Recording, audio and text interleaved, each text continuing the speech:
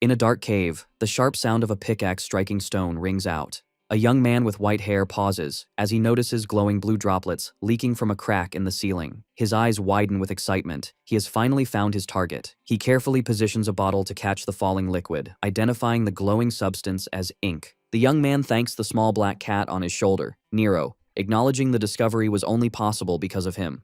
He looks toward the light at the cave's exit, thinking that if he brings this ink back, the pioneering corps might finally accept him. Relieved, he walks out of the cave and stands on a gray wasteland, looking toward a massive, radiant metropolis in the distance. Inside that bright city, a crowd cheers for the arrival of elite warriors known as colorists, who walk proudly with vibrant hair colors. Two citizens admire the warriors, discussing how the team successfully took down another giant creature. They know that as long as these heroes are around, the shining city will remain safe. However, the scene shifts to the darker, grimmer Shadow District. A line of people waits outside a building where a bulletin board announces the entrance exam for the C-rank Pioneering Corps, stating that anyone with color is welcome. Suddenly, the white-haired young man is violently thrown out, crashing onto the ground. Two examiners look down at him. One yells that this place is not for people like him. The young man stands up in frustration, holding out the bottle of blue ink. He demands to know the problem, insisting the ink proves his qualifications. The examiner points a finger accusingly at the boy and spells out the harsh reality. He is rejected because he is colorless. He explains that in this world, roles are decided at birth and mocks the boy for not knowing his place.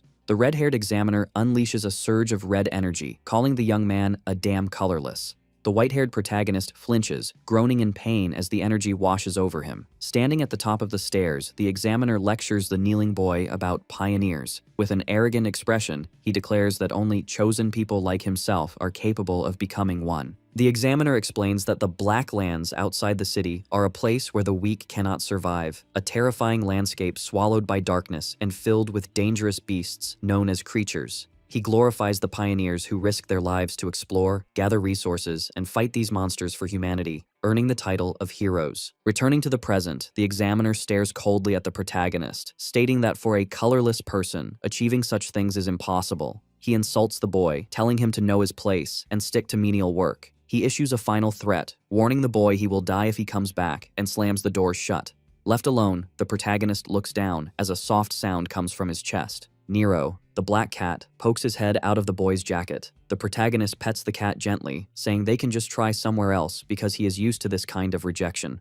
Despite the humiliation, he forces a determined smile and promises Nero he will become the greatest colorist ever. He quickly tucks the cat back inside his clothes, worried someone might see him. The protagonist walks through the industrial streets, wondering where to go next. As he walks dejectedly, he hopes to find a place that will accept them, unaware he is being watched from above by a man with green hair. Later, the protagonist stands in a busy plaza, checking his notebook. He violently crosses out another location in a book filled with crossed-out names, realizing he has been rejected everywhere. He sighs, exhausted and defeated. Resigned, he approaches a building with a sign that reads, "Mari Workshop," muttering that it can't be helped. He opens the door and calls out to the owner. Inside, a girl with white hair and goggles pushes up her glasses and welcomes him back with a cheerful smile. Mari notices the protagonist's gloomy expression and guesses he failed another exam. As Nero hops onto the table, she greets the cat warmly. She tries to cheer the protagonist up, insisting the examiners are blind to his talent. However, he remains discouraged, asking what good his strength is if no one will accept a colorless person. Mari argues that his skills are proven by the fact he successfully brings back resources from the dangerous black lands. The protagonist stays humble, claiming his survival is only possible because Nero helps him. Changing the subject, he places the bottle of blue ink on the table and asks if she can buy it. Mari is delighted and agrees to pay him well. She pours the blue liquid into a pipe system, complaining that ink prices have skyrocketed due to shortages. The protagonist notes this scarcity is why people are calling for more pioneers. A view of the machinery shows their livelihood depends on these colorful fluids. The protagonist sighs, frustrated that no corps will hire him. Mari asks if he has thought about her previous suggestion. When he hesitates, saying the place she mentioned seems a bit... Mari abruptly slams a piece of paper on the table, shouting that he has to try everything. The flyer reveals a recruitment notice for the S-rank Dawn Pioneering Corps, stating the entrance test is open to all and is based strictly on skill. The protagonist stares at the paper in shock. He admits he always hesitated to apply to the prestigious S-rank Corps, assuming he would fail. He wonders if a place like that would really recognize his skills. Mari encourages him to take the chance, reiterating that if it is truly skill-based, he might finally get the acknowledgement he deserves. She smiles, reminding him he has wanted to be a colorist for a long time. A flashback shows a young, lonely protagonist in the rain clutching Nero, revealing he has held this dream since childhood. Mari assures him she will always support him. Bolstered by her confidence, the protagonist smiles and decides he can't hesitate anymore. He firmly grabs the recruitment flyer.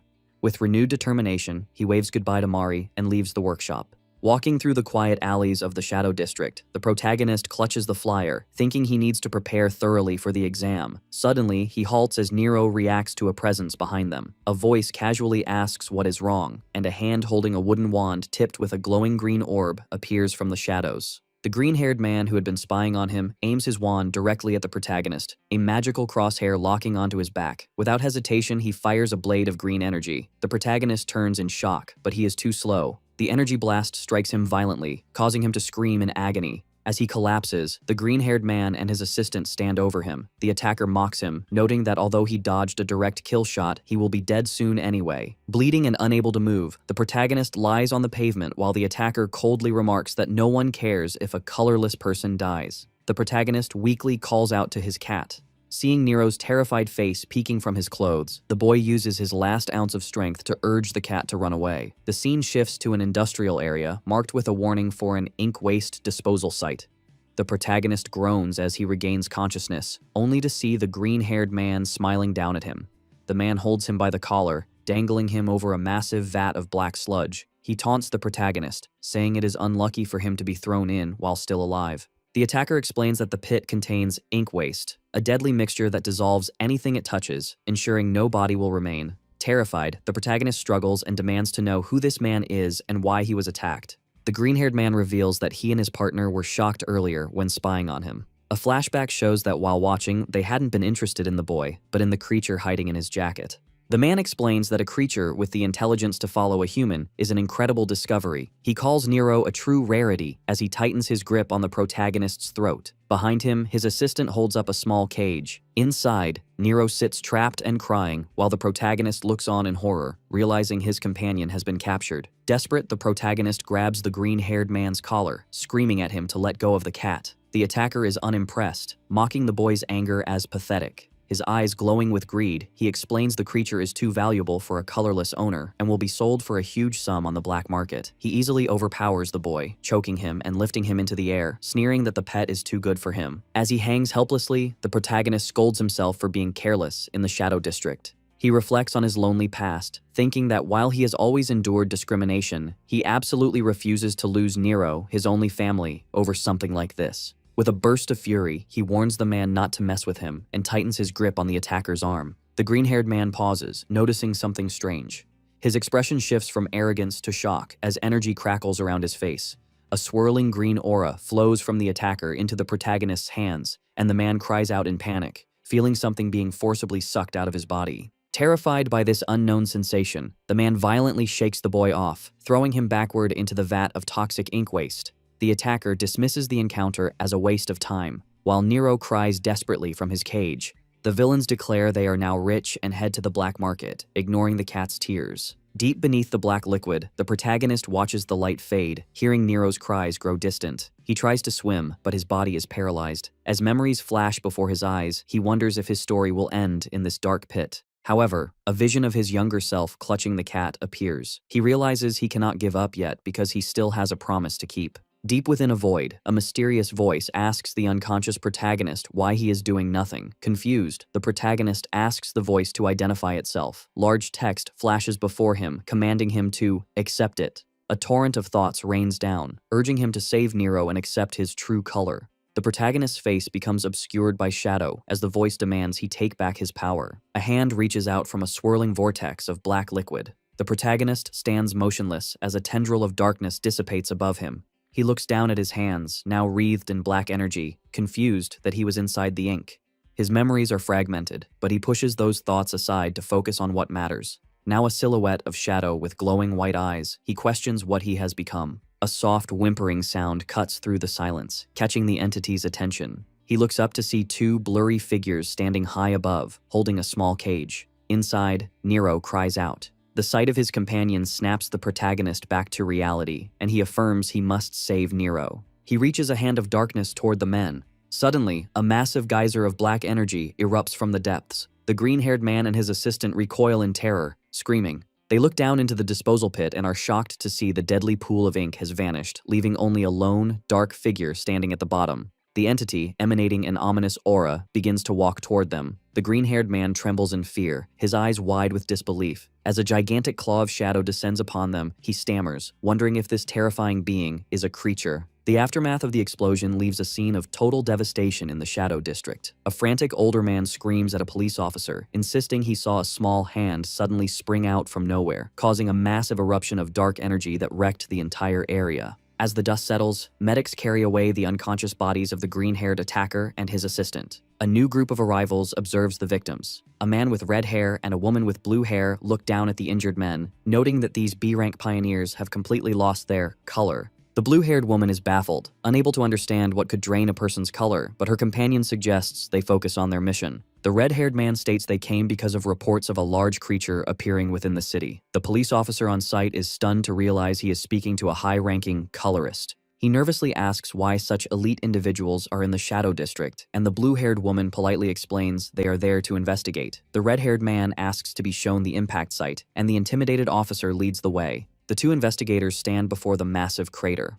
The red-haired man inspects the debris and notices dark stains, while his partner confirms there are traces of a creature. She points out it is highly irregular for one to appear suddenly inside the city, especially in the outskirts, explaining that usually only small animals are found within the city walls. Looking into the deep pit, the red-haired man wonders if they are dealing with a new monster variant. He looks bored but serious, realizing that tracking this unique entity will be troublesome since it doesn't fit the usual patterns. The scene shifts to a desolate landscape where rubble is piled high. In the darkness, a cat cries out. Kay, lying in the shadows, groans in pain. He feels a rough tongue and wakes up to find Nero licking his hair. Overcome with relief, Kay immediately pulls Nero into a tight hug, overjoyed that the cat is safe. However, the physical pain hits him, and he winces. Kay sits up, confused, and tries to piece together what happened. He remembers the bastards who attacked him and threw him into the vat, recalling falling into the toxic black liquid and sinking. His eyes widen in shock as he processes his survival. He holds up his hands in disbelief, wondering if the impossible has happened. He touches his head and feels something different.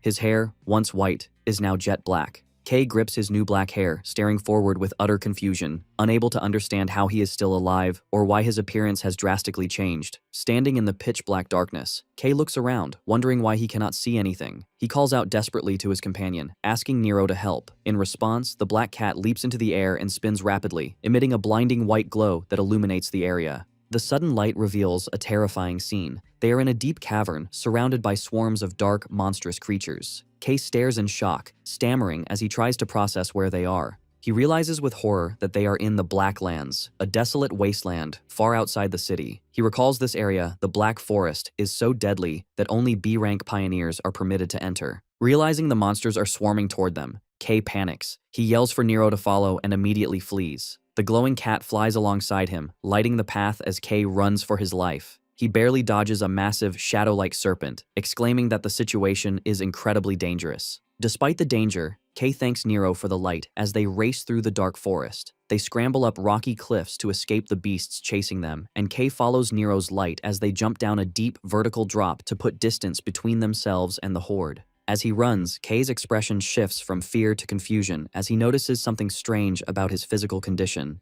He looks at his chest, where dark energy radiates, and realizes his body feels amazing. He notes with surprise that even after running for so long, he is not tired at all. He leaps across a wide chasm with incredible ease, realizing he is moving faster and with more agility than ever. He lands firmly, stunned by the realization that his body is overflowing with a new, mysterious energy. Nero senses danger first, his ears perking up as he notices a threat approaching. A ferocious, wolf-like shadow creature lunges at Kay, catching him off guard. Kay realizes too late that his defensive stance is weak and he cannot block the attack. Certain he is about to die, he squeezes his eyes shut and braces for the bite. The monster's teeth clamp down hard on Kay's arm, but instead of tearing skin, a loud cracking sound echoes. The beast's teeth shatter completely upon impact, leaving the creature confused. Kay opens his eyes, stunned to find himself alive. The shadow wolf, now toothless and terrified, whimpers and retreats into the bushes. Kei inspects his arm and realizes he is completely fine, without a scratch. He looks at his hands in disbelief, thinking a hit like that should have been fatal. His eyes widen as he finally understands that this durability is the power of color he has been searching for. Suddenly, heavy tremors shake the ground, drawing both Kei's and Nero's attention.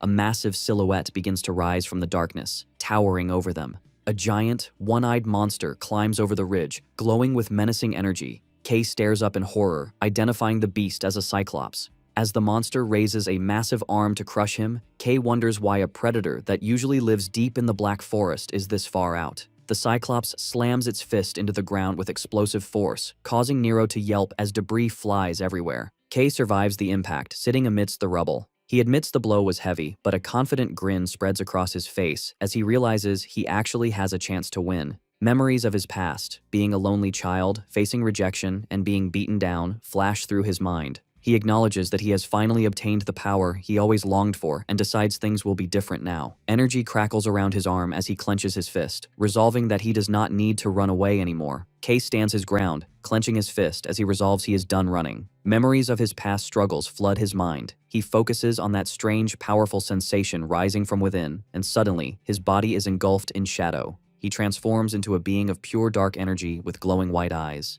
The Cyclops roars furiously and reaches out with its giant hand to crush the small figure. However, Kei launches himself off the ground with explosive force. Flying through the air, he prepares to strike. He delivers a devastating punch that completely shatters the giant monster into pieces. The force of the blow creates a massive shockwave that blasts through the landscape, clearing a path through the trees. Kei soars through the air, surrounded by the debris of his enemy. He remains in his transformed state for a moment, but then his eyes widen as he notices something changing.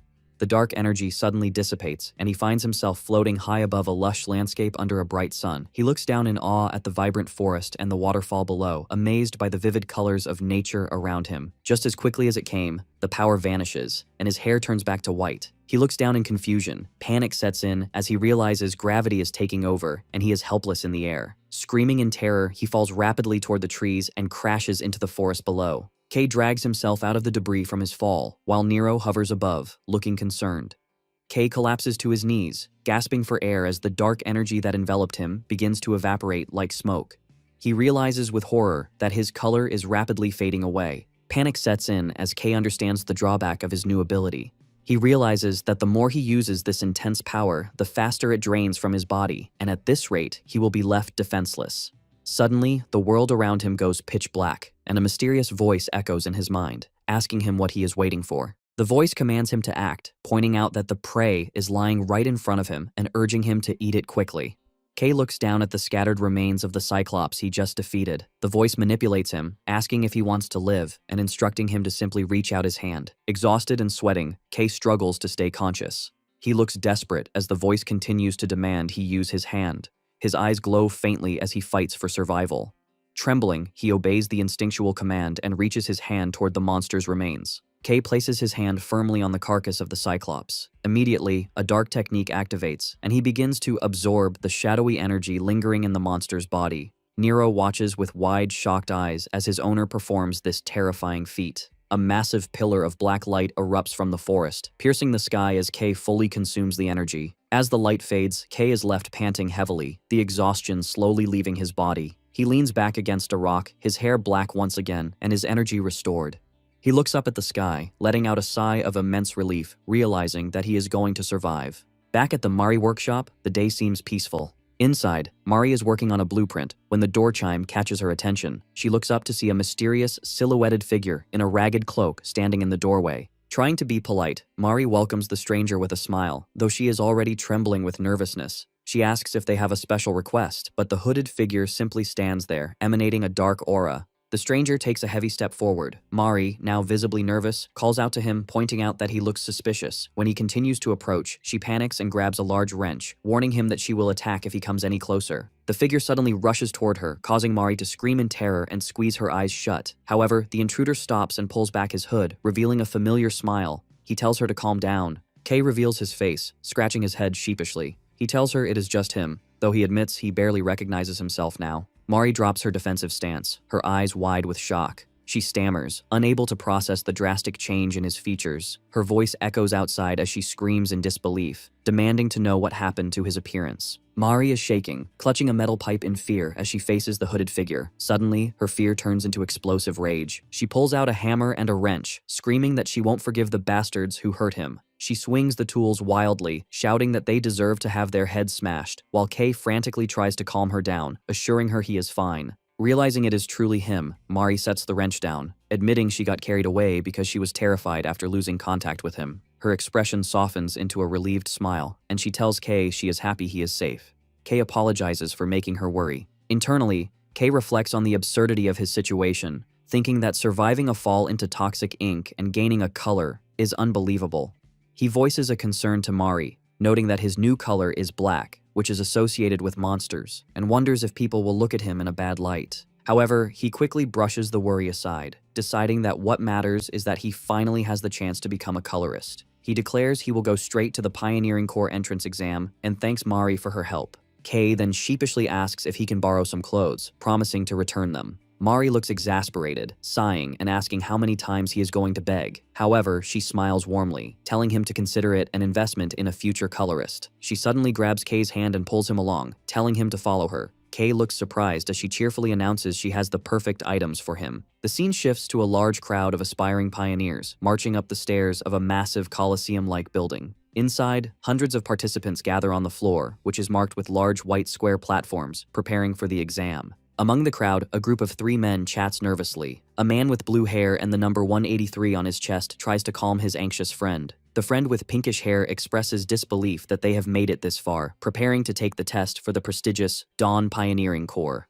This S-rank group is known for its achievements in exploring the dangerous Black Lands, comprised of skilled colorists who are viewed as the hope of the Shining City. However, the candidates are worried because many strong rivals have gathered. The group notices a woman with long turquoise hair, rumored to be the daughter of a famous color family, standing next to a man in a beanie. They also spot other rising stars, such as a boy with pink hair and goggles and a man in a gas mask. Despite these competitors, the group agrees that one person is getting the most attention. They look toward a young man with messy green hair and fierce eyes. This is Gale, the Gale Sword, and people believe he is guaranteed to pass. Rumors say he is powerful enough to handle dangerous creatures on his own. However, he is also infamous for his cruel and violent nature, which reportedly got him kicked out of his previous corps. The blue-haired man, number 183, laughs arrogantly, claiming he isn't scared of guys like Gale. Suddenly, a dark shadow falls over him. Gale appears directly behind the boasting man, daring him to say that again. The blue-haired man freezes in terror as Gale looks down on them with contempt, calling them ridiculous brats. Gale walks away, sighing with disappointment. He complains that despite this being an S-rank exam, the competition is incredibly low. As he looks out over the participants, he mentally crosses them all out, thinking there isn't a single standout among them. However, his eyes narrow as he spots one exception, the turquoise-haired girl. He identifies her as Ellie Cyan, the second daughter of the Cyan family. Gale smirks, admitting she is at least decent enough to be noticed. As he reaches a hand out toward the crowd in his imagination, he wonders with anticipation how they will all react to the upcoming test. A mechanical speaker crackles to life, calling for the candidates' attention. Gale and Ellie turn their heads toward the stage as the voice declares that the entrance exam for the Dawn Pioneering Corps is officially beginning. A man with bright blonde hair and yellow eyes stands on the podium, announcing that the test starts now. The crowd gasps, realizing the examiner is a famous colorist from the Dawn Pioneering Corps. The candidates whisper excitedly, recognizing him as a hero who made huge contributions to a recent creature hunt. They realize that if an elite colorist like him has shown up, the Corps must be serious about this recruitment. The candidates feel an overwhelming presence radiating from him, noting that S-rank Corps members are on a different level. The examiner looks down at the crowd and welcomes them. He thanks everyone for applying, acknowledging they all have their own goals, whether money, power, honor, or duty. However, he states coldly that none of those reasons actually matter. His eyes glowing, the examiner explains that in the end, only skill allows a person to achieve anything.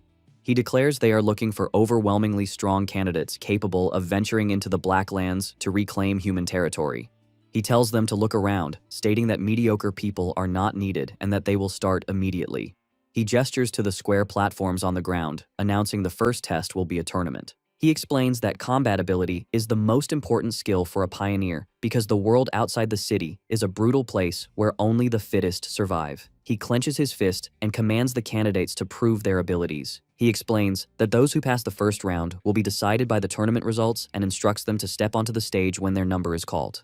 The examiner calls out number 126 and number 286. Gale, number 126, steps forward with a serious expression. The crowd murmurs, calling Gale a heavyweight and expressing pity for whoever has to fight him so early. Gale, however, lets out a wicked smile, thinking he is lucky to have some fun right from the start because he was dying of boredom. His eyes narrow with predatory excitement as he wonders how he should play with his opponent. Gale notices someone approaching the stage, wondering what is up with the creepy guy walking toward him. Standing opposite Gale is a figure completely hidden in a ragged cloak wearing the number tag 286. Gale analyzes him, thinking the hooded figure's stance looks awkward and weak. Gale grips the hilt of his weapon, deciding talking doesn't matter anymore. He draws his sword with a sharp sound, declaring he is tired of being quiet. Unleashing his power, he swings his blade, creating massive streaks of green wind energy, deciding not to hold back. The spectators watch in awe, recognizing the signature technique as the Gale sword. As glowing green swords materialize in the air around him, the crowd praises him as a genius for handling such advanced swordsmanship at his age. Gale stares intensely at his opponent, challenging the hooded figure to try and block his attack.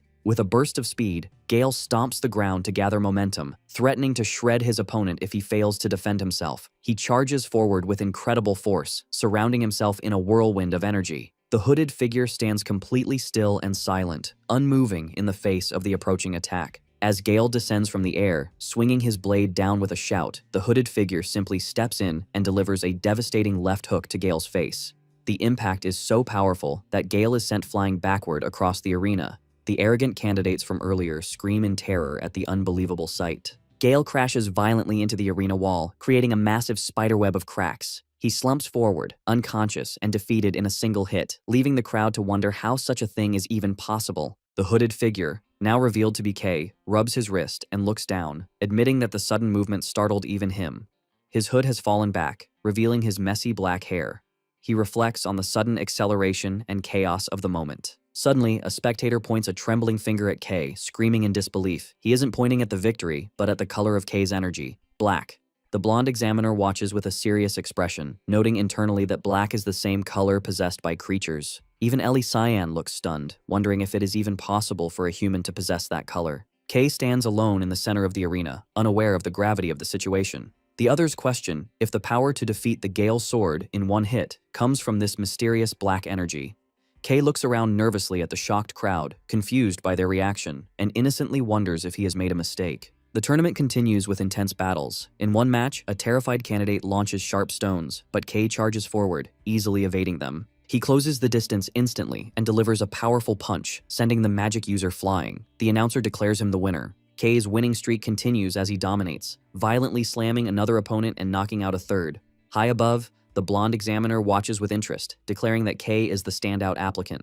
He excitedly notes that Kay is the first ever black holder and insists they must recruit him immediately before rumors spread. Suddenly, heavy footsteps approach, and a voice casually remarks that it looks like a tough day. The blonde examiner turns in surprise to see the red-haired man and blue-haired woman from the explosion site. The examiner asks why Team Leader Red is here, but the man waves his hand, claiming they are just passing by. They briefly discuss the investigation into the large creature incident. The Red Leader sighs, admitting there has been no progress. He then asks if there are any worthy candidates. The examiner mentions the young lady from the Tyan family and an extremely unique candidate. Suddenly, the Red Leader's eyes widen as he senses something. He looks into the arena and spots Kay, immediately noticing the black energy. As the examiner praises Kay, the Red Leader stares silently at the boy. The blue-haired woman whispers to her leader, asking if that kid is connected to their investigation. The Red Leader confirms it is likely him. Internally, the Red Leader concludes that a new color appearing right after the incident in the Shadow District is too big of a coincidence to ignore.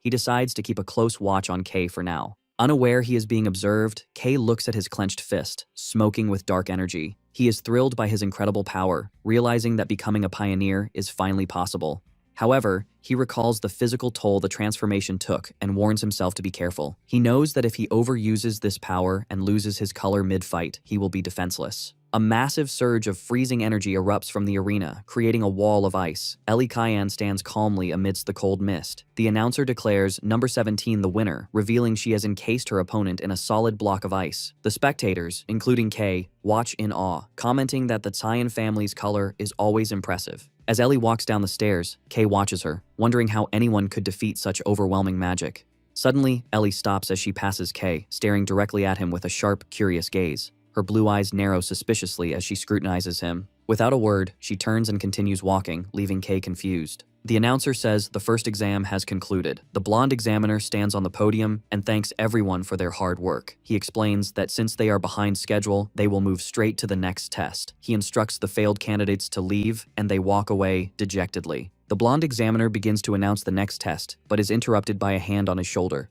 The red-haired man steps forward with a confident smile, taking over. He looks at the surviving candidates and declares that the second exam will be led personally by him. The candidates look up in shock, realizing who is standing before them. Colorist Red. He is one of the Shining City's strongest colorists, famous for retaking the Black Lands. However, the candidates are terrified, recalling rumors that his destructive power is so intense that even allies hesitate to work with him, and that when he is in charge of an exam, no one ever passes. The blonde examiner looks worriedly at Colorist Red, asking if he is sure, warning that the captain will scold him for changing the exam format. Red laughs it off, stating he gets nagged every day anyway. He announces that the test is simple and tells the crowd to just endure as his body erupts in massive flames. A giant wave of fire surges toward the terrified applicants, forming individual spherical barriers around each person, trapping them. The candidates panic as they are enveloped in intense heat. Red explains that he has recreated the environment of a certain region, noting it will get pretty hot. He illustrates that the Black Lands are full of extreme environments where humans can barely survive. He belittles the current test, claiming this heat is nothing more than a warm stove. With a serious expression, Red reiterates that if they endure,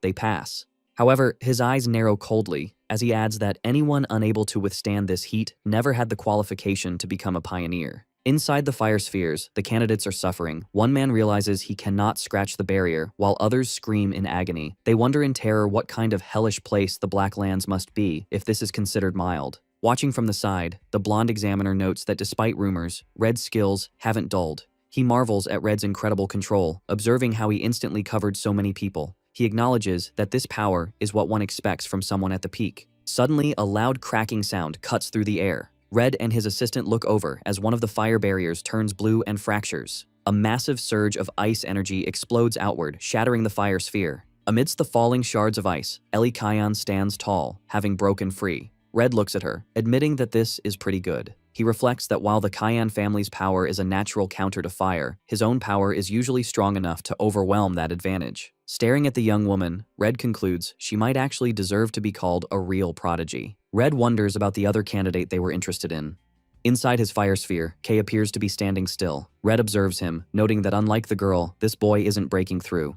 He admits he didn't expect much from him. However, inside the barrier, Kay is panicking, screaming internally that he is in big trouble. He realizes he used too much of his color during the fight with the Gale Sword. He looks at his hand in horror, noticing his black energy is leaking out and draining faster in the heat. Kay imagines a terrifying future where his power runs out. He knows if he is revealed to be colorless, he will likely be experimented on. Desperate, he frantically looks for a solution, wondering if he can absorb something to replenish his energy. He stares at the wall of intense fire. A realization hits him. Since the barrier is made of a color ability, he wonders if he can absorb it. He looks at his hand, admitting he doesn't know the limits of his absorption power. Deciding he has no time to think, he resolves to find out. He reaches out and touches the swirling wall of fire. Immediately, a violent reaction occurs, and Kay is shocked that direct absorption is working. The fire barrier begins to warp and twist, drawing the attention of nearby candidates. A massive vortex of black energy erupts from Kay, sucking the red flames into his hand. From the podium, Red and the blonde examiner stare down, stunned and unable to comprehend what they are seeing. Red breaks into a nervous sweat, forcing a smile as he remarks they have found a real lunatic. In the arena, Kay stands amidst the dissipating energy, looking terrifyingly powerful with red and black aura swirling around his hands. The entire arena falls into a heavy silence. However, internally, Kay is panicking again.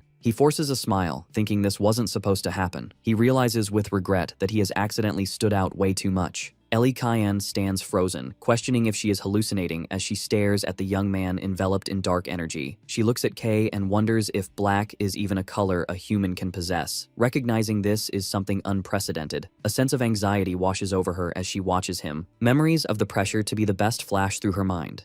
She is forced to admit that Kay is undeniably strong. She realizes that even with her full power, she could not guarantee a win. As Kay walks away, Ellie thinks that there is something about him that cannot be explained by strength alone, asking herself what he actually is. She quickly shakes her head, trying to dismiss the disturbing thoughts. Colorist Red approaches Kay and casually wraps an arm around his shoulder, telling him next time won't be like this. Red smiles, remarking that the black ability to suck everything in was wild, and he cannot hold back his curiosity. He guides Kay away, suggesting they have a private conversation to protect Kay's privacy while he satisfies his own questions. Kay, sweating nervously, asks about the exam status. Red assures him that with a power level like that, he obviously passes. Kay is stunned, realizing drawing so much attention worked in his favor. He is overcome with emotion, thinking he has finally achieved his dream of becoming a pioneer. Suddenly, the blonde examiner yells at Red for acting on his own. Red laughs it off, asking his colleague to overlook it just this once. The examiner sighs and announces that despite the interruption, the exam will continue. He clarifies that number 17, Ellie, has passed because she broke the barrier, but the other candidates will undergo an additional test. Ellie ignores the announcement, her gaze fixed on the dark tunnel where Red is leading Kay away. The scene shifts to an industrial setting. Red stands outside a car with Kay, while the blue-haired investigator sits in the driver's seat. Red tells her to wait. Kay looks at his surroundings, and his expression turns to pure shock. He stares at a massive landscape of rubble and destruction, realizing with horror that Red has brought him back to the exact location where he fell into the ink waste. Colorist Red looks over the devastated ruins, remarking that it is an ugly sight. He explains that a major incident occurred here, causing Kay to freeze. Red recounts that for the first time in history, 2 pioneers were found completely drained and colorless. He adds that eyewitnesses saw a massive creature at the site. Red turns sharply toward Kay, pointing out the suspicious timing. He notes that shortly after that creature appeared, Kay emerged as the first person to possess the color black, calling it a coincidence. His eyes glowing, Red analyzes Kay's power, describing it as an ability that absorbs other colors. Kay sweats nervously as Red stares him down, declaring this is a completely foreign ability. Internally, Kay panics, realizing Red suspected the connection from the start. He frantically wonders if he can run, but looking at the man's overwhelming aura, he realizes it is impossible to escape from a hero. Suddenly, Red laughs, breaking the tension. He waves his hand, admitting he was just testing Kay, but complains Kay's honest reaction took the fun out of it. Kay looks at him in confusion. Red clarifies that while his official job is to investigate the incident, he is personally more interested in Kay's unique ability. Red explains that color powers normally cannot mix at all. However, he observes that Kay's ability seems to ignore those rules. He recalls the second exam, pointing out that Kay clearly couldn't control his power then. Kay stammers, trying to explain, but Red interrupts him. The colorist's body begins to glow with red energy, and he states that they need to run a test. Kay looks at him, confused. Red extends his hand, explaining that he needs to understand how the ability works. He smiles confidently, challenging Kay to try absorbing his energy now. Kay panics and tries to refuse, warning Red it is too dangerous. Red simply laughs, telling the rookie he is far too early to be worrying about someone of his level. Kay falls silent, looking intense and nervous as Red commands him to stop talking and just try it. Black symbolizes the Black Lands, an ominous force that devours everything. Red thinks that leaving such a dangerous ability unchecked is unacceptable because it could shake the foundation of the Shining City. A dark secret crosses his mind. People do not know it yet, but humanoid creatures exist. He silently warns Kay that if he ever faces them, or worse, becomes one, the colorist might have to eliminate him. Kay sighs, sensing the terrifying pressure radiating from Red. Despite the intimidation, Kay agrees to the test. He grabs Red's wrist, nervously asking for confirmation that if anything goes wrong, it won't be his fault, while dark energy rises from his body. The moment they touch, a shockwave of energy distorts the air. Kay gasps as red energy violently surges into his arm, contrasting with his own black aura. He realizes he has made a mistake. A massive explosion of fire erupts from the contact point, causing Kay to scream in agony. Inside the inferno, he shouts for Red to stop, admitting he cannot control the power and that it feels like molten lava is boiling inside him. In his vision, Red appears as a towering, godlike silhouette of pure fire, reinforcing why he is a hero. Red stands calmly within the flames, observing. He notes that Kay's black energy is sucking in his power without rest, acting as if it is starving. He realizes that because K's power is immature, strong individuals can resist the absorption, but this ability would be instantly fatal to most ordinary people. As the flames swirl, Red's eyes narrow with deeper curiosity. He thinks what they saw during the exam cannot be the full extent of the ability. He decides he wants to know not just how K absorbs colors, but how those absorbed colors are used. The situation escalates as the energy between the two violently reacts. Red watches as the black energy from K's arm begins to warp and spike, mixing with the red aura. Suddenly, a massive explosion of red and black energy bursts outward. Red is pushed back by the blast. He stares in shock at the figure emerging from the smoke. K has partially transformed. The right side of his body is now encased in a jagged demonic armor of solidified red and black energy. Red grits his teeth, realizing this form is ominously familiar. As he looks at the monstrous clawed hand and glowing eye, Red admits to himself that he would believe he was looking at a creature. The resemblance confirms his suspicions, and he realizes with certainty that K was behind the incident where the other pioneers lost their colors. K struggles to maintain consciousness. Red decides that his priority is safety and resolves to put out the fire before K goes on a rampage. He summons a ball of flame, preparing to subdue K by force. However, K lets out a low growl, causing Red to pause as the boy seems to be fighting something else. The scene shifts to K's internal perspective, a pitch-black void filled with demanding red text. The voices of the power scream at him, demanding intense color and urging him to bring more.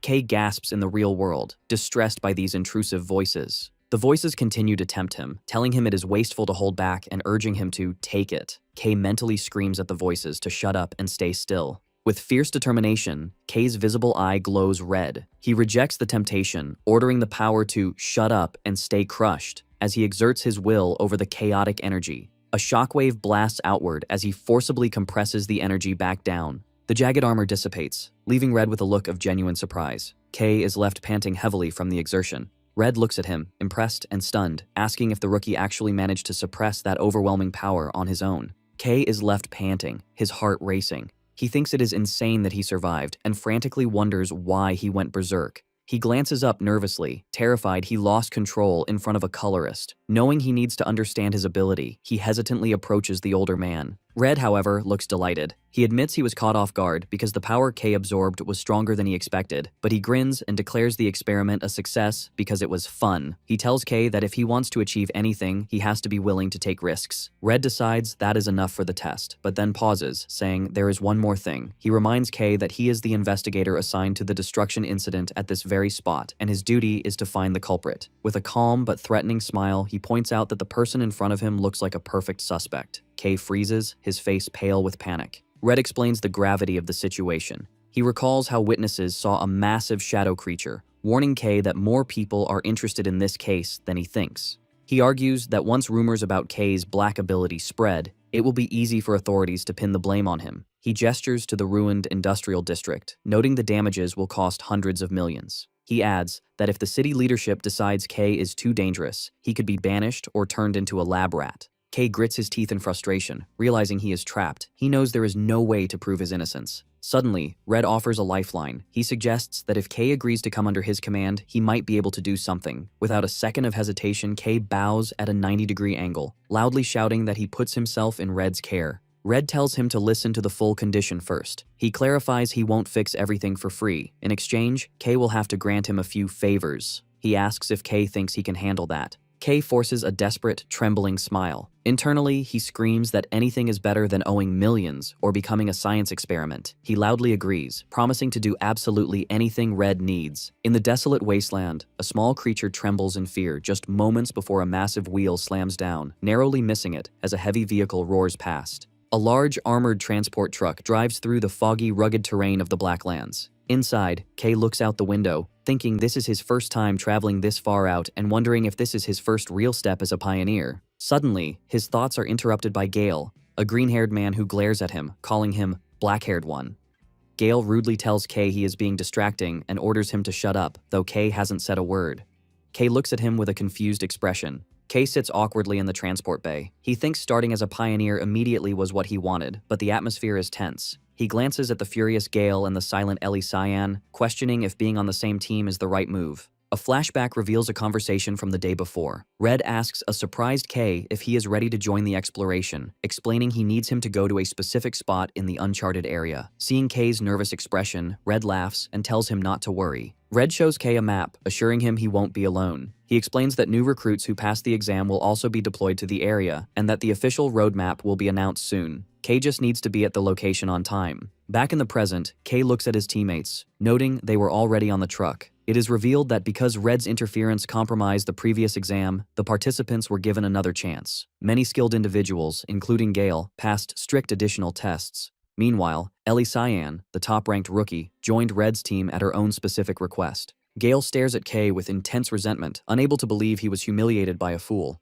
He thinks back to their fight, convinced he only lost because he let his guard down for a moment, and vows it won't happen again. He threatens K, warning him to be ready once the exploration ends. He mutters that if Ravian hadn't been behind him, K would already be dead. Ellie Cyan interrupts, coldly telling Gale to stop talking, mocking him that he would probably fall in one hit again. Gale turns to her in fury, asking what she just said. Ellie dismisses him, stating that Gale is no match for K. K looks at Ellie with surprise and hope, thinking maybe she is someone he can relate to. However, Ellie turns her cold gaze to K, confusing him by mentioning a past agreement they supposedly made. She glares at him, stating that the loser needs to stay quiet and follow orders, leaving K bewildered. K stands awkwardly between the two hostile pioneers, feeling the pressure. He sighs, realizing the team dynamic will be difficult to manage. The scene shifts as the transport vehicle moves across the dark waters of the wasteland towards a distant facility. The vehicle arrives at a bustling loading dock with workers moving supplies. The group disembarks. K, Ellie, Gale, and the other recruits walk out into the forward base for the Dawn Pioneering Corps. K is in awe of the high level of activity, noting the S-Rank Corps' exceptional supplies, something he didn't realize when he ventured into the Blacklands alone. Suddenly, a finger pokes K's cheek, startling him. He turns to see a smiling Mari, who cheerfully explains that since this is his first mission, she had to come along to support him. Mari opens her jacket, revealing Nero has tagged along. K holds the black cat, thanking Mari for taking care of him. She smiles warmly, saying Nero is family. She explains she got a great opportunity to join the exploration team as support staff, stating her skills are useful here. A loudspeaker announces it is assembly time. The crowd of pioneers stands in the gray wasteland as the announcement continues that they will soon enter the Blacklands. K hands Nero over to Mari, telling her to take care of him. Mari warns him not to do anything dangerous, and he smiles, telling her he will see her later. Mari hugs Nero, but the cat suddenly leaps out of her arms, startling her. She shouts Nero's name as the cat runs toward K and sinks into the shadow on the ground. Mari's eyes widen in shock at this unnatural movement. She stammers, trying to call out to K, confused. The group arrives at a dark, fortified cave entrance. At the front, a woman with bright orange hair and a white coat shouts for everyone to prepare, announcing a new recruit is about to enter the Blacklands. She yells that safety is the top priority. She warns that reconnaissance has reported unidentified dangerous creatures in Area 21, a very dangerous zone where an A-rank creature's body was found. Suddenly, a male pioneer runs up to the orange-haired woman, calling her Arancia. He nervously reports that the red team leader has brought the new recruits, but they have left their formation without permission. Arancia's eyes widen in shock, and she asks if it's true. The messenger confirms it, and Arancia sighs that guy is causing trouble again. The group secretly enters a dark canyon, moving away from the main army. Colorist Red reaches his hand into the shadows, leading the way. The small squad, consisting of K, Gale, Ellie, and Red, separates from the formation. K nervously asks the team leader if this is okay, pointing out that the main team is heading in a different direction. Red confirms that their destination is different. K looks back at Gale and Ellie, worried because the squad is all new recruits. Gale suddenly snaps, demanding to know why he and Ellie had to follow, shouting that he heard Red only intended to take K, and he feels insulted. Red smiles, his red aura flaring. He explains that his personal guidance isn't something just anyone can receive, so it wouldn't be fair if K was the only one to benefit. He assures the angry Gale that while he won't spoon-feed them, he also won't let them get seriously hurt. He cuts the conversation short, ordering them to move out. K's eyes widen as they encounter enemies. Deep inside a cavern, the group is surrounded by shadow creatures. While Red holds a lantern, K, Gale, and Ellie engage in a chaotic melee. A massive wolf-like beast lunges out of the darkness. Ellie Cyan reacts instantly, her blue energy sword piercing through the creature's body. She lands gracefully, realizing this is the reality of the Blacklands. Surrounded by glowing eyes, she notes the suffocating environment and constant waves of monsters, acknowledging it's different from training. She She grips her sword, resolving to manage her strength carefully. Ellie glances over her shoulder, thinking she needs to move more efficiently. She looks at Kay and tells herself she doesn't want to fall behind him. Meanwhile, Kay grips a shadow creature by the neck and brutally crushes it with his bare hand. Ellie Cayenne looks at Kay with total shock. She asks him why he is not using a dropper. Kay hesitates, recalling the entry exam, and admits that he doesn't have one. He explains they are too expensive and that he feels fine fighting without one, leaving Ellie staring in disbelief. Gale is flabbergasted, shouting it makes no sense for a pioneer to have never used one. A dropper is an essential tool for pioneers, used to infuse weapons with color energy to fight creatures. To properly hunt these monsters, one must color them using a dropper. The group looks at Kay, standing over the defeated enemies, and they question how he managed to defeat them barehanded, without the essential tool. Gale's hand trembles as he grips his own weapon, realizing the gap in their abilities. He recalls the humiliation of the exam, realizing he couldn't even scratch someone who wasn't using a dropper. Gale grits his teeth in frustration. He glares at Kay's back, swearing to himself that he will crush Kay with his own hands one day. As they continue deeper into the cave, Red leads the way with a lantern while Gale follows, seething with anger. Red glances back at his squad with a smirk, thinking it is not bad to see two geniuses being motivated by a rookie. He smiles, believing things are only going to get more interesting. He cheerfully urges the group to give it a bit more effort, telling them they are almost there and suggesting they finish quickly to have a party. After the battle against the shadow beasts, the carcasses of the wolf-like creatures lie scattered. Colorist Red calls for a 10-minute break, though he warns the group, Gale, Kay, and Ellie Cyan, that the real mission has not yet begun. Gale sighs, complaining he has used up a significant amount of his color energy. He pulls out a small bottle of glowing green liquid. As Gale drinks, Kay identifies it as personal ink. This is a specially refined alchemical ink, an essential but rare supply for pioneers that restores their color. Because it must be crafted to match the user's unique color, it is insanely expensive. Kay watches with envy as both Gale and Ellie drink their custom inks, wishing he had the funds for such luxuries. Kay quickly dismisses the thought, walking away from the group. He reaches his hand out toward a defeated shadow creature's corpse. A massive swirl of dark energy erupts from its body as Kay activates his ability, absorbing the shadow directly into his hand. The black energy flows into him. Kay clenches his fist, his energy fully restored, and announces his recovery is complete. He turns back to his teammates, who are staring with horror and disbelief.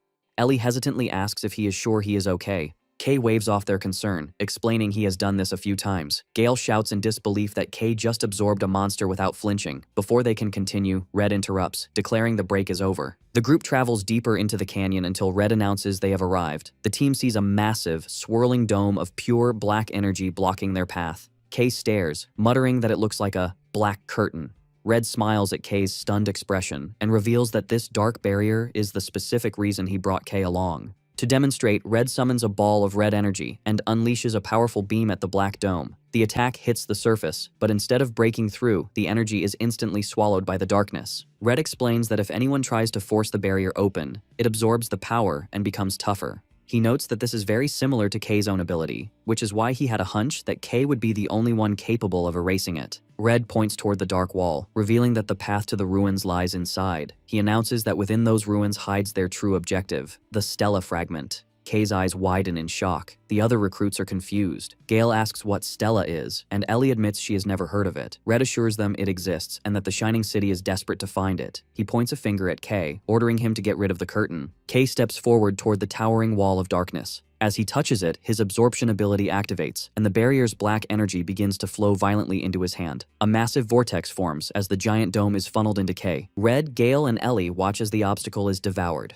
Red watches with an amazed grin, delighted his theory was correct. As the barrier disappears, he tells Kay his power will be extremely useful. However, Kay looks unhappy, sweating and trembling as he struggles to contain the massive amount of energy he just absorbed. Suddenly, the ground shakes violently. Gale and Ellie panic as the tremors grow stronger, realizing the loud noise is sure to attract hordes of deadly creatures. The loud rumble caused by Kay's action echoes through the canyon. Suddenly, a horde of black, wolf-like monsters emerges from the cliffs. The group finds themselves surrounded. Ellie and Gale draw their weapons, while Red laughs that such a large crowd has gathered to welcome them. Red commands the rest of the team to handle the creatures, while Kay focuses on removing the curtain. With a cold expression, the team leader orders his squad to wipe out every monster. Gale and Ellie leap into action. Gale moves with incredible speed, slicing the shadow creatures with wind-infused attacks. Ellie unleashes her power, summoning massive ice spikes from the ground that impale multiple enemies. As the two recruits clash fiercely, Red observes them. He notes that he was prepared to step in, but there is no need. He effortlessly summons orbs of red energy and fires beams that pierce through the remaining beasts. Red thinks that although they are new recruits, their skill level is high enough. Meanwhile, Kay continues to absorb the massive barrier, sweating profusely. Red smiles, thinking how nice it is when his subordinates do the hard work. While Red stands guard, Kay struggles with the volatile energy, kneeling on the ground. He notices the curtain's power feels strangely similar to his own, wondering if it's because they share the same black attribute. He realizes the danger. If he loses focus, the curtain's massive energy will reverse the flow and steal his color instead. Kay grits his teeth, refusing to be overpowered, and declares that he is the stronger one. With a final effort, the absorption completes. He stands on the path's edge, panting heavily, and confirms he has absorbed everything. He looks down at what was hidden behind the barrier and is shocked to see a massive, pitch-black pit with no visible bottom. He wonders if this terrifying abyss is the entrance to the ruins. Having finished his task, he turns and calls out to the team leader, reporting the curtain has been successfully removed. With the barrier removed, Red praises Kay for a job well done. He calls out to the rest of the team, announcing the curtain is down and ordering them to finish cleaning up. Suddenly, Red's expression shifts to pure shock as he senses an immediate danger. Moving with blinding speed, he rushes forward and forcibly grabs both Ellie and Gale, pulling them back. An instant later, a massive invisible energy slice tears through the air, carving deep gouges into the ground where they had been standing. The attack is devastating, shredding the remaining shadow monsters. Debris rains down as Red, Ellie, and Gale land safely on a higher slope. Gale stares in horror, realizing he would have been killed instantly without Red's intervention. Red looks grim, sighing that the lack of resistance earlier was because something else was scaring the monsters away. He recalls a report that a dangerous entity was lurking nearby. Through the dust, a silhouette appears, walking toward them, dragging a massive sword. Red remarks that they are out of time to fool around. The attacker steps into the light. It is a man with spiky hair, white on one side and black on the other. Half of his face is consumed by a dark, mask-like growth, and he carries a collection of different weapons on his back. The stranger glares at the pioneers with a terrifying aura. Red stands between his team and the new threat, ordering Kay and the others to listen carefully. Red hurriedly shoves a lantern into Kay's hands, giving him a frantic order. He tells Kay and the others they must enter the ruins immediately and find the Stella fragment. Kay looks at the team leader with wide, anxious eyes. He asks if Red expects them to go down there by themselves. Red assures him that with their abilities, they are more than capable. However, Red doesn't wait for them to agree. With a sudden burst of force, he shoves Kay, Ellie, and Gale toward the dark abyss, shouting at them to stop whining and just go. Kay screams out the team leader's name in panic as the three recruits plummet into the deep pit. Left alone, Red stands with his back to the drop, his red aura glowing. The voice of one of the recruits echoes from the deep, asking what they are supposed to do on their own, while the menacing silhouette of the armed stranger looms behind Red. The two powerful figures lock eyes in a tense standoff, and Red knows a difficult battle is about to begin. The scene shifts to the pitch-black bottom of the abyss. Kay lies motionless after the long fall. He groans in pain, clutching his head as he struggles to stand in the suffocating darkness. Remembering the lantern Red gave him, he activates it, wondering if he is inside the ruins. The light flares to life, illuminating the area. Kay's expression instantly shifts to one of absolute terror. He stands frozen in shock, asking himself what this place is. Instead of ancient stone ruins, the lantern illuminates the skeletal remains of massive modern skyscrapers and concrete debris, looking exactly like a destroyed modern city buried underground. Kay stands on a ledge, using his lantern to light the darkness. He is speechless at the sight of the massive ruined city structures buried underground. He marvels that such a place could exist, but complains he can't see clearly. Suddenly, a voice tells him to stop complaining and head toward the light. Kay is relieved to see his teammates, Gale and Ellie, admitting he was terrified of being separated. Gale blames Kay for making them wander, but Ellie sharply retorts that Gale was just as lost. Looking out at the vast, destroyed city, Gale wonders what this place is. He becomes anxious, pointing out the absurdity of trying to find a Stella fragment in these endless ruins when they don't even know what it looks like. Kay agrees, admitting that searching blindly would take forever. In his mind, Kay wishes his companion Nero were there. As if in response, a glowing shape appears and he is shocked to see the small black cat, Nero, at his feet. Kay panics, wondering how the cat followed them. Ellie notices the animal and asks if it is a creature. Kay breaks into a cold sweat, thinking he is in trouble now that his secret pet has been discovered. However, he quickly calms down, realizing this might be a good opportunity to prove the cat's worth. He calls out to Gale and Ellie. Holding Nero, Kay smiles confidently and announces he has a way to find the Stella fragment easily. The group gathers as Kay explains that the little creature he has been raising will lead them to the objective. Gale shouts angrily, refusing to believe it. However, while Gale argues, Ellie completely ignores him, captivated by the cat's cuteness. Kay decides to demonstrate Nero's abilities. The black cat cries out from Ellie's chest, then leaps out of her arms, startling her. Mid-air, the cat transforms into a swirling vortex of energy. A blinding light erupts, illuminating the dark ruins and leaving the group in shock. The ball of light streaks forward, creating an illuminated path, and the three pioneers follow it. As they walk, Gale expresses his disbelief, questioning how a creature can have such intelligence and a special ability. He demands to know where Kay found it. Kay ignores him and interprets the glowing cat's movements, telling the group that Nero says the Stella fragment is right there. Suddenly, the creature notices a trail and shoots away. The trail of light winds through the ruined city, and the group arrives at a massive concrete structure. A dark tunnel entrance lies ahead, and Kay wonders how much deeper they have to go. Gale mocks him, asking if he is scared. Kay shoots back a retort and declares they are going in. They walk through a massive, high-ceilinged corridor with the glowing cat lighting the way. Kay remarks that the facility is much larger than he expected. Suddenly, he notices Nero hovering in front of a large metal door and concludes it must have found something important. The silence is broken by the heavy sound of a massive mechanical foot. Kay freezes as a giant metal leg lands right in front of them. The recruits look up to see a towering, rusted automaton standing before them. Gale is confused, noting it looks different from the biological creatures they are used to fighting. Suddenly, the robot activates a scanning beam, sweeping a sheet of light over Ellie Cyan. The machine processes her data, displaying a hex code for her bright blue color. The scanner then moves to Gale, registering his green color code. The beam finally lands on Kay, who nervously realizes the machine is scanning their colors to identify them. The machine completes the scan, displaying the hex code for absolute pitch black. Upon detecting this, the robot's eye glows brighter. It announces it has detected the color of the Black Witch and, identifying Kay as a threat, declares it will begin elimination. Confused by the title, Kay is hit by the robot's devastating punch before he can react. He is sent skidding backward, groaning in pain but managing to block the direct hit. He glares up at the machine with fury, shouting in frustration. Kay shouts defiantly at the machine, declaring they will not hold back. The giant robot raises its massive fist, threatening to smash them. Kay charges forward, his fist colliding violently with the machine's metal arm. He recoils in pain, wondering why its armor is so tough. Gale watches in confusion as the robot prepares another heavy punch. Ellie steps in, striking the machine with her rapier, but sparks fly as her blade hits the armor. She stares in shock, realizing she hasn't left a single scratch. Ellie panics, wondering if her powers are ineffective against a machine. Meanwhile, Kay analyzes the opponent, noticing the glowing core in its chest. He sees liquid swirling inside and identifies it as the weak point. Kay dashes forward, throwing a sharp left hook. Suddenly, the robot reacts with unexpected speed, swinging its arm like a club.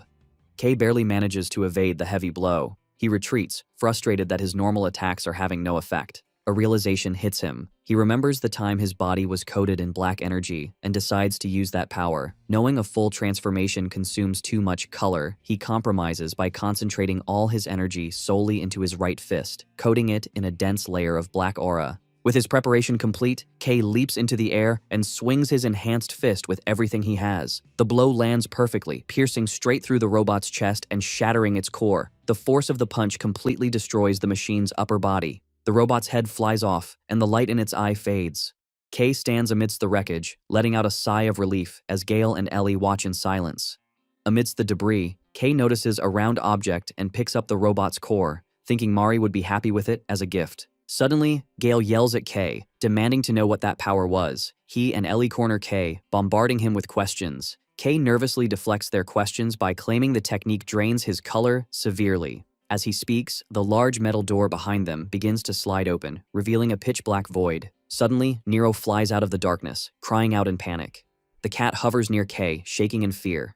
Kay looks toward the dark doorway, sensing something strange. Despite the cat's warning, he steps closer, admitting he can't see anything inside. As his fingertips make contact, the black surface ripples like water. Suddenly, the darkness erupts outward. Massive tendrils of shadow surge from the doorway, enveloping the group. Gale and Ellie scream as they are dragged toward the entrance. Helpless against the force, all three are sucked into the black void. The group falls through an endless black space, landing in a new, pitch-black environment. Gale groans in pain, complaining about the fall and the darkness. He lifts his hands to check on himself, then pauses, noticing something strange. He looks down at his chest and grabs his jacket in pure shock, realizing his color, the green that defines his power, has completely vanished, leaving him in black and white. Kay and Ellie stand beside him, equally horrified. The entire world around them, including their bodies, has lost all saturation. They stand in this monochrome reality, confused and terrified, wondering what has happened to them. Away from the underground ruins, a small scorpion scurries across the wasteland with the radiant, shining city in the background. Somewhere in the city stands the Eastern Government Office. Inside, a large official known as the Chief yells in anger, demanding to know if he has been located.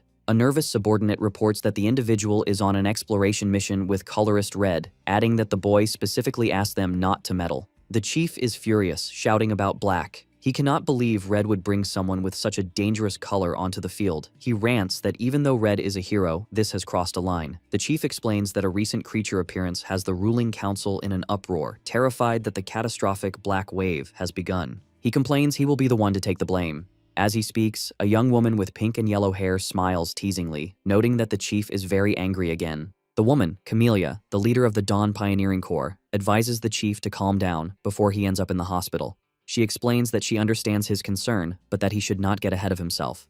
She asks if he really believes Red would act without thinking. She argues that Red is a reliable safeguard, perfect for watching over the boy. Camellia suggests that taking a high-risk individual might yield unexpected positive results. She sips her tea, stating that what they need now is trust, not worry. However, Camellia grimaces at the bitter tea. The chief ignores her and dumps a massive amount of sugar into the pot while she wonders how anyone can consume something so sweet. The chief snaps at her to focus. Camellia's expression turns serious. She acknowledges the chief is wary of Black, because it is associated with the legendary Black Witch. She narrates that Black symbolizes death and fear, referencing a historical catastrophe caused by the witch known as the First Black Wave. She explains that humanity nearly perished then, as the world was shrouded in dark mist and creatures appeared, creating the Black Lands. Camellia predicts another wave is inevitable and that their exploration is ultimately about survival. She mentions the recent anomalies and the appearance of a Black Wielder. With a determined look, she tells the chief they must use every ounce of power available, even Black, and urges him to persuade the council. The chief looks resigned, admitting it's not as easy as it sounds. However, he looks at a dossier containing a photograph of Kay and promises to try his best. Staring at the image, the chief muses that perhaps the city's fate might revolve around this one boy. Meanwhile, the three pioneers stand in an endless, pitch-black void, their bodies glowing as white outlines. They are confused about where they are. Gale turns to Kay in a panic, pointing and screaming that their colors have disappeared, demanding to know why Kay still has his.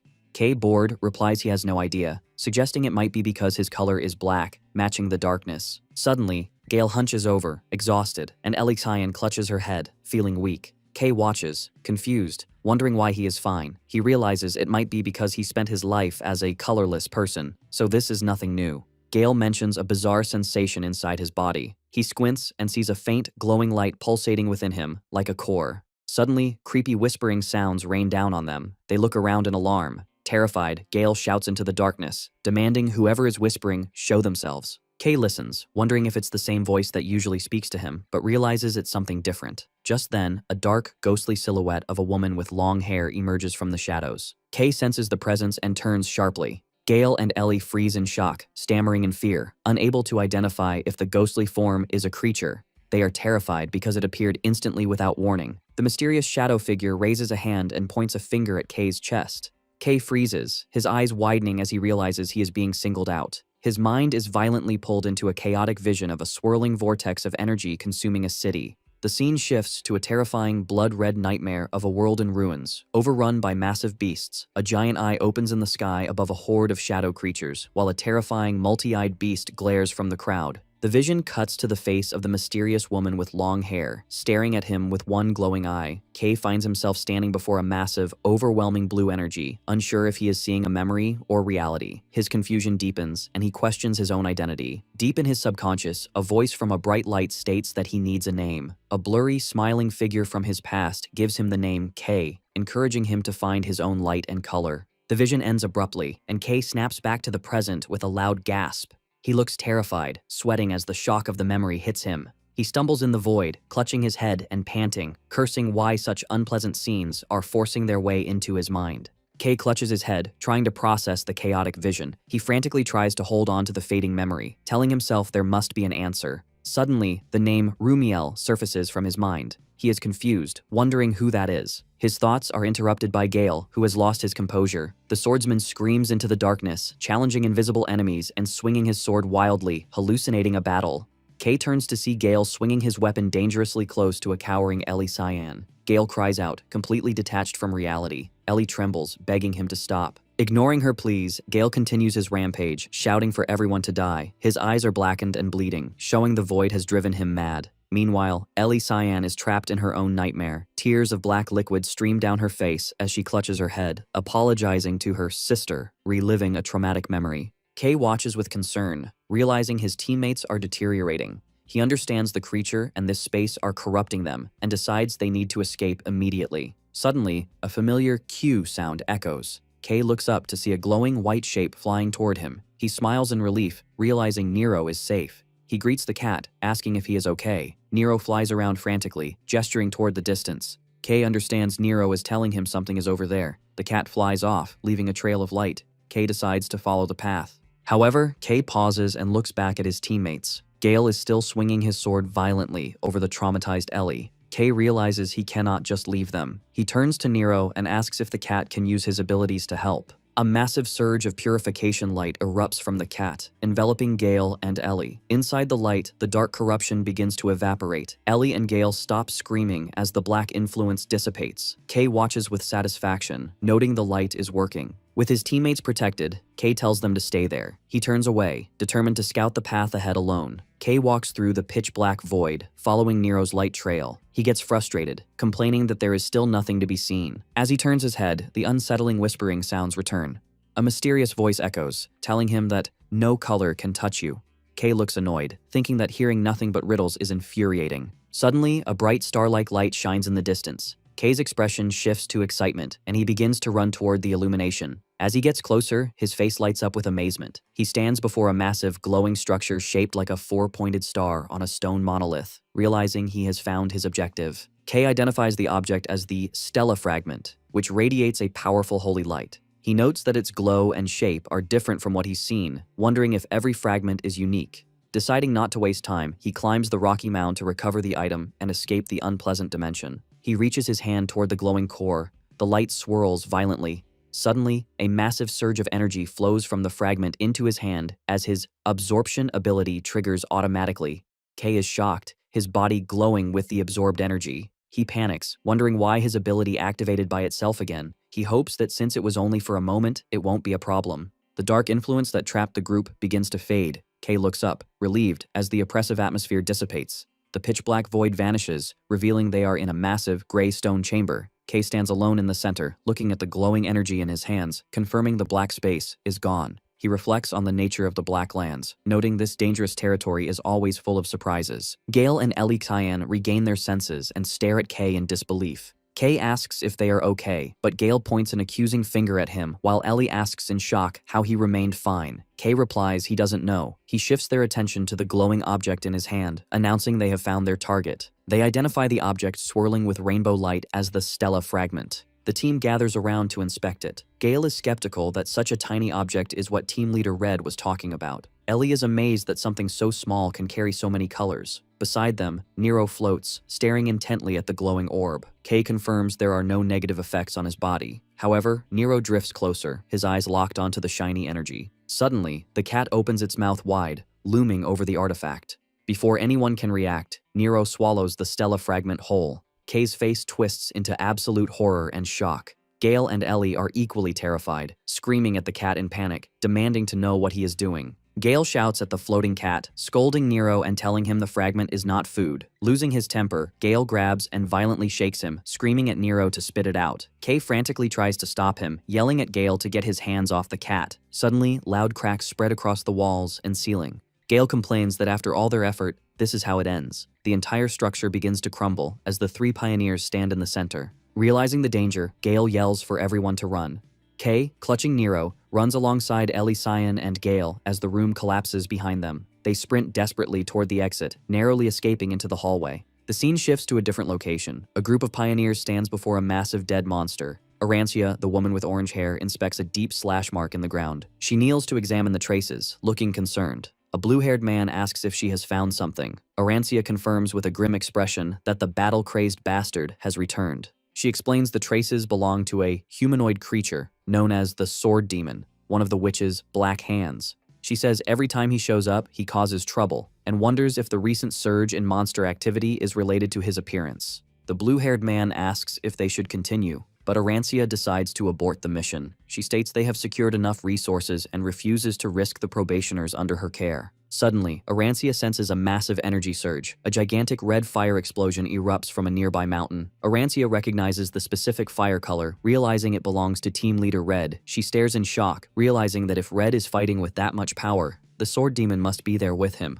Invisible energy slashes tear through the air toward the pioneers. Arancia reacts instantly, screaming at her subordinates to get out of the way as a massive cutting wave approaches. As her team scrambles, Arancia draws a massive, mechanical hammer glowing with orange heat. Her expression turns fierce, her eyes glowing with power as she prepares to intercept the attack. With a powerful shout, she leaps and swings her hammer. The impact creates a massive orange energy explosion that collides with the incoming black slash, neutralizing the threat. Landing safely, Arancia declares the expedition is officially over and orders everyone to return to the outpost. She instructs her blue-haired deputy to lead the retreat while she goes to rendezvous with team leader Red. Arancia then launches herself toward the distant mountain peak. The scene shifts to the mountain, where a cataclysmic battle is taking place. Red and black energies collide with explosive force. Colorist Red and the Sword Demon move at blinding speeds, their blades clashing repeatedly. The Sword Demon grabs a heavy spear-like weapon of darkness, his single glowing white eye glaring at Red. With a roar, the demon hurls a spiraling vortex of dark energy toward the pioneer. Red stands his ground, blocking the heavy impact. With a skillful twist, he deflects the dark spear. Undeterred, the Sword Demon charges again, swinging a blade of shadows. Red parries, focusing on defense against the relentless assault. Suddenly, the Sword Demon pauses as he notices a buildup of heat. A massive geyser of red fire erupts from the ground, engulfing the area. The Sword Demon leaps backward just in time, escaping the inferno. The Sword Demon stares through the flames, his glowing eye fixed on his opponent. Suddenly, a voice shouts from above, complimenting Red on his lure attack. Arancia descends rapidly, wielding her massive hammer, and yells a challenge to the demon, daring him to try and dodge. With a wild smile, she taunts the enemy. She swings her hammer down with immense force, creating a shockwave of orange energy. The demon is violently crushed into the ground, unable to evade the surprise attack.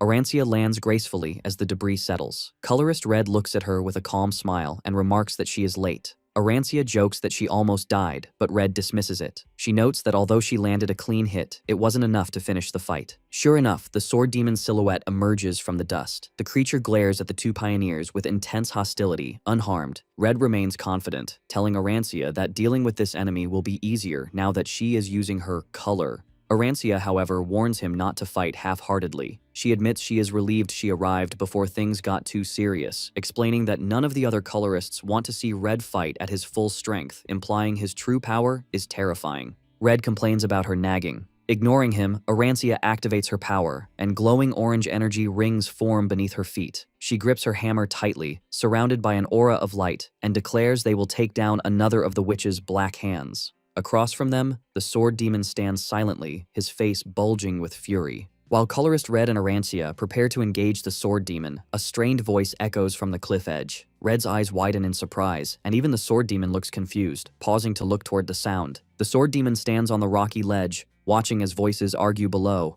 Finally, Gale, Kay, with Nero, and Ellie Cyan climb over the ledge.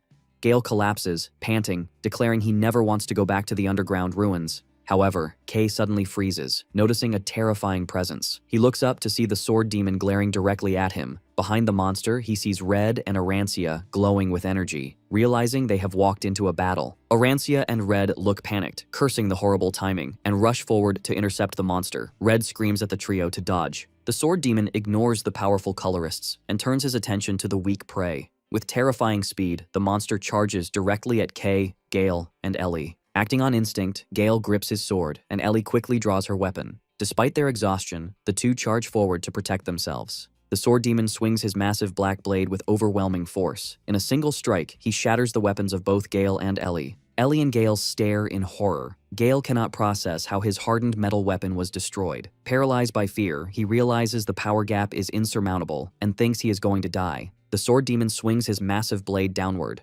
a slash of white energy cuts through the air. In a desperate attempt to save his teammates, Kay throws himself in the path of the attack, shielding Gale and Ellie. The strike cleanly chops off his left hand. Kay grits his teeth in agony. Ellie screams his name in terror, and Gale shouts in shock as the sword demon looms over them. Kay falls backward, bleeding heavily. The sword demon lunges forward, delivering a knee strike to Gale and grabbing Ellie by the throat. He holds her hostage, using her as a human shield. Colorless Red and Arancia arrive but freeze. Unable to attack without killing Ellie, the sword demon commands them to stop, ordering them to clear a path and not pursue him. He demands they hand over the key, confusing the colorists. He warns that the girl is in his hands and threatens to kill Ellie if they do not listen. Red narrows his eyes, pondering the situation. Arancia shouts back in confusion, asking what key he is talking about. She shakes with fury, calling him a bastard, while Red clenches his jaw, realizing the situation is complicated. Meanwhile, Kay lies face down, his severed arm bleeding. Nero hovers above him, crying out. Suddenly, Kay's remaining hand twitches. The sword demon continues to pressure Ellie, demanding a decision. However, a dark presence rises from the ground. Kay slowly begins to stand, his silhouette looming. The sword demon senses the intense aura and turns his head, confused. He stammers, unable to understand what he is seeing, and asks what Kay is. Kay stands fully upright, his face obscured by shadow.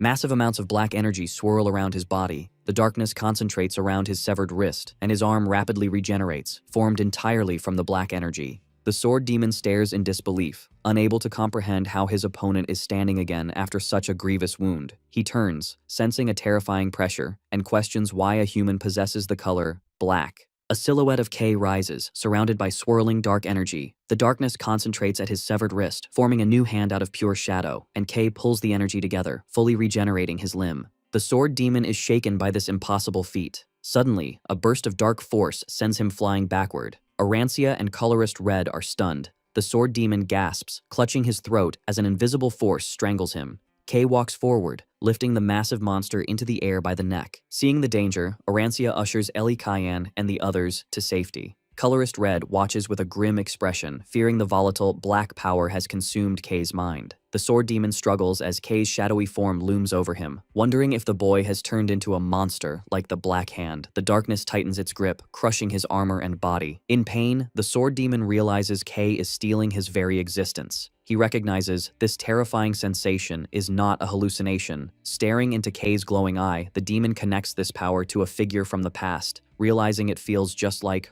her. In his final moments of realization, the demon understands Kay is the person they have been looking for, identifying him as the key. Terrifying jaws of darkness emerge from Kay's body, surrounding the sword demon and attempting to devour him. The creature notices the sharp teeth closing in and quickly draws his weapon. Unleashing a flurry of slashes, the sword demon cuts through the shadow beasts to create an opening. Realizing he cannot win in his current state, the demon decides he must close the distance and charges at the boy. He aims a vicious strike at Kay's limbs, intending to disable him, but a loud clash rings out as the attack is intercepted. The sword demon's eyes widen in shock as he realizes his blade has been stopped dead. Kay stands unmoving, shrouded in darkness, having blocked the attack with his transformed arm. The demon questions why his attack isn't working. Kay's hand, coated in black energy, firmly grabs the demon's sword blade. Sensing danger from the encroaching jaws, the sword demon leaps backward, narrowly escaping the biting shadows. He lands safely, but more shadows instantly emerge around him. Sweating nervously, the sword demon admits he did not think Kay's power would be to this extent. Suddenly, his attention is drawn elsewhere as he realizes another presence is approaching. Arancia charges into the fray with a furious expression, shouting that she has had enough. She swings her massive mechanical hammer with incredible force, and the sword demon is forced to block with his sword. Arancia screams at him, asking if he wants to die as she drives the hammer down. The impact is devastating, shattering the blade. The sword demon groans in agony as he struggles against the giant hammer. Arancia glares down, determined to crush him. However, the monster makes a calculated decision. Realizing he has found the key, he decides to retreat rather than fight a losing battle. With a sudden burst of speed, the sword demon flees, leaving Arancia surprised by his cowardice. She immediately flies into a rage, screaming at him for running away after causing so much destruction. Seeing the direction he is heading, she panics and shouts to her partner, warning they must stop him before he enters the depths. The fleeing sword demon pauses, confused as a voice calls out. Colorist Red steps into his path, his eyes glowing red as he asks the monster where he thinks he is going. Red grips his sword, and the blade ignites with crimson light as he imbues it with his color. Unleashing his ultimate technique, Chroma, Annihilation Fire, he swings his blade downward. The attack is so fast that it cleanly chops off the sword demon's left arm and slices a massive fissure into the ground behind him. The severed limb falls as the sword demon clutches his bleeding shoulder in shock. He stares at the wound, realizing with horror that this power is Chroma. As the monster curses, Colorist Red charges for another attack. He reminds the creature he promised a proper fight and declares with a furious expression that he will send the demon to hell, just like his buddies. The battle concludes as Colorist Red unleashes a barrage of red energy slashes. The one-armed sword demon desperately blocks the attacks with his remaining sword. Realizing he cannot win, the demon vows that next time will be different and swears he will capture the key. With blood streaming from his face, he retreats into the shadows, leaps away with powerful force, and vanishes. Red stands at the edge of the cliff, staring into the abyss where the monster disappeared. Arancia runs up, eager to continue the chase, but Red stops her, warning it is too dangerous. Arancia stomps in frustration, complaining they almost had him, but Red explains they cannot enter the depths unprepared. Red looks grim, admitting that even with their strength, this is their limit. He stares at the ominous darkness, frustrated that the Blacklands themselves act as a shield. The team regroups, and Arancia apologizes to the captain for being a burden. Red smiles at her, Ellie, Tyann, and Gale, reassuring them he is glad they are safe. However, his expression turns serious as he looks past them, asking what they should do about that guy. Red looks at Kay, who stands motionless, his entire body shrouded in menacing black shadows. He wonders if the boy is even conscious. Red is shocked to see the darkness of the ground flowing into him. He thinks that while he expected Kay's power to be dangerous, he never imagined it would be to this extent, realizing Kay appears to be absorbing the Blacklands. As the chaotic battle ends, the terrifying black aura surrounding Kay begins to fade. The team watches, wondering if he has regained his senses. Arancia looks anxious, but Colorist Red signals for silence, observing closely. Kay stands unsteadily, his eyes rolling back as the dark energy completely dissipates. Exhausted, he collapses face forward. The group stands over his unconscious body, staring in silence. Looking at the boy who wielded such monstrous power, they are left questioning his true identity. Elsewhere, the sword demon stumbles through the darkness, bleeding heavily. He groans in pain, clutching his wound. However, dark energy swirls around his shoulder, and his severed arm regenerates. Suddenly, a mocking voice echoes, laughing at his battered state and asking if he got beaten up. The voice teases that it is typical of him to poke around where he shouldn't. The sword demon glares into the shadows. Two mysterious girls with green and black hair emerge, and the sword demon identifies them as Viper. Viper, appearing as multiple figures, surrounds the injured sword demon. They chatter excitedly, teasing him about his condition and demanding to know who could have beaten someone of his caliber. One of the Viper twins inspects the ground, noticing traces of scorching heat and pure red energy. She looks up with a cunning grin, realizing the demon fought Colorist Red. She mocks him, laughing that it is a miracle he survived a fight against such a monster. The sword demon grunts in annoyance as Viper continues to taunt him. He snaps at her, telling her to shut up and get lost. Unfazed, Viper comments on Colorist Red's power, noting that while the human is incredibly strong, his fighting style involves burning his own life force, predicting he will eventually self-destruct. Viper then shifts her tone to something more serious. She chases after the demon, pointing out that he ignored her earlier question. She asks if he noticed that the Black Witch's curtain, the massive barrier blocking the ruins, has been opened. She grins maliciously, asking if he saw who did it and how it was opened. The sword demon remains silent, causing Viper to sigh and press him further. Internally, the sword demon calls her an idiot, thinking there is no way he would share such vital information. He realizes that if the identity of the key, K, becomes known, it will be a loss for him. His eyes glow with possessiveness as he vows to be the one to claim the boy. Seeing his refusal to speak, Viper looks disappointed, complaining that he is no fun. She stares at his retreating back, sensing his hesitation. The two Viper twins giggle, mocking the demon for acting so suspicious. They tell him his silence only makes it obvious he is hiding something, calling him a fool. However, the twins quickly lose interest. The dominant twin declares it doesn't matter because they will find out on their own. Viper's eye glows green as she deduces that the curtain's opening is related to the humans from the city. Standing before a colossal tentacled silhouette, Viper suggests that since they have a lead, it is time to make some waves. The shining city stands as a beacon of safety in a dark world. In a medical room, Kay lies unconscious, his hair now white again. His friend Mari sits by his side, while colorists Red, Gale, and Ellie Cyan watch over him. The three elite pioneers watch the sleeping boy with solemn expressions. Colorist Red reflects on the chaos in the Black Lands, feeling ashamed. He promised no one would get seriously hurt, but the image of the sword demon and Kay's severed hand proves he failed. Red silently takes full responsibility for the tragic outcome of the mission. Looking at a broken pocket watch, he thinks to himself that he hasn't changed at all. He feels bitter, thinking he is hardly worthy of being called a hero. Nearby, Ellie and Gale discuss the mission. Ellie calls their survival a miracle, crediting the leadership of Captains Red and Arantia. Red listens in silence, his expression weary and somber. Ellie declares with determination she will become stronger, so she is never a burden to Kay again.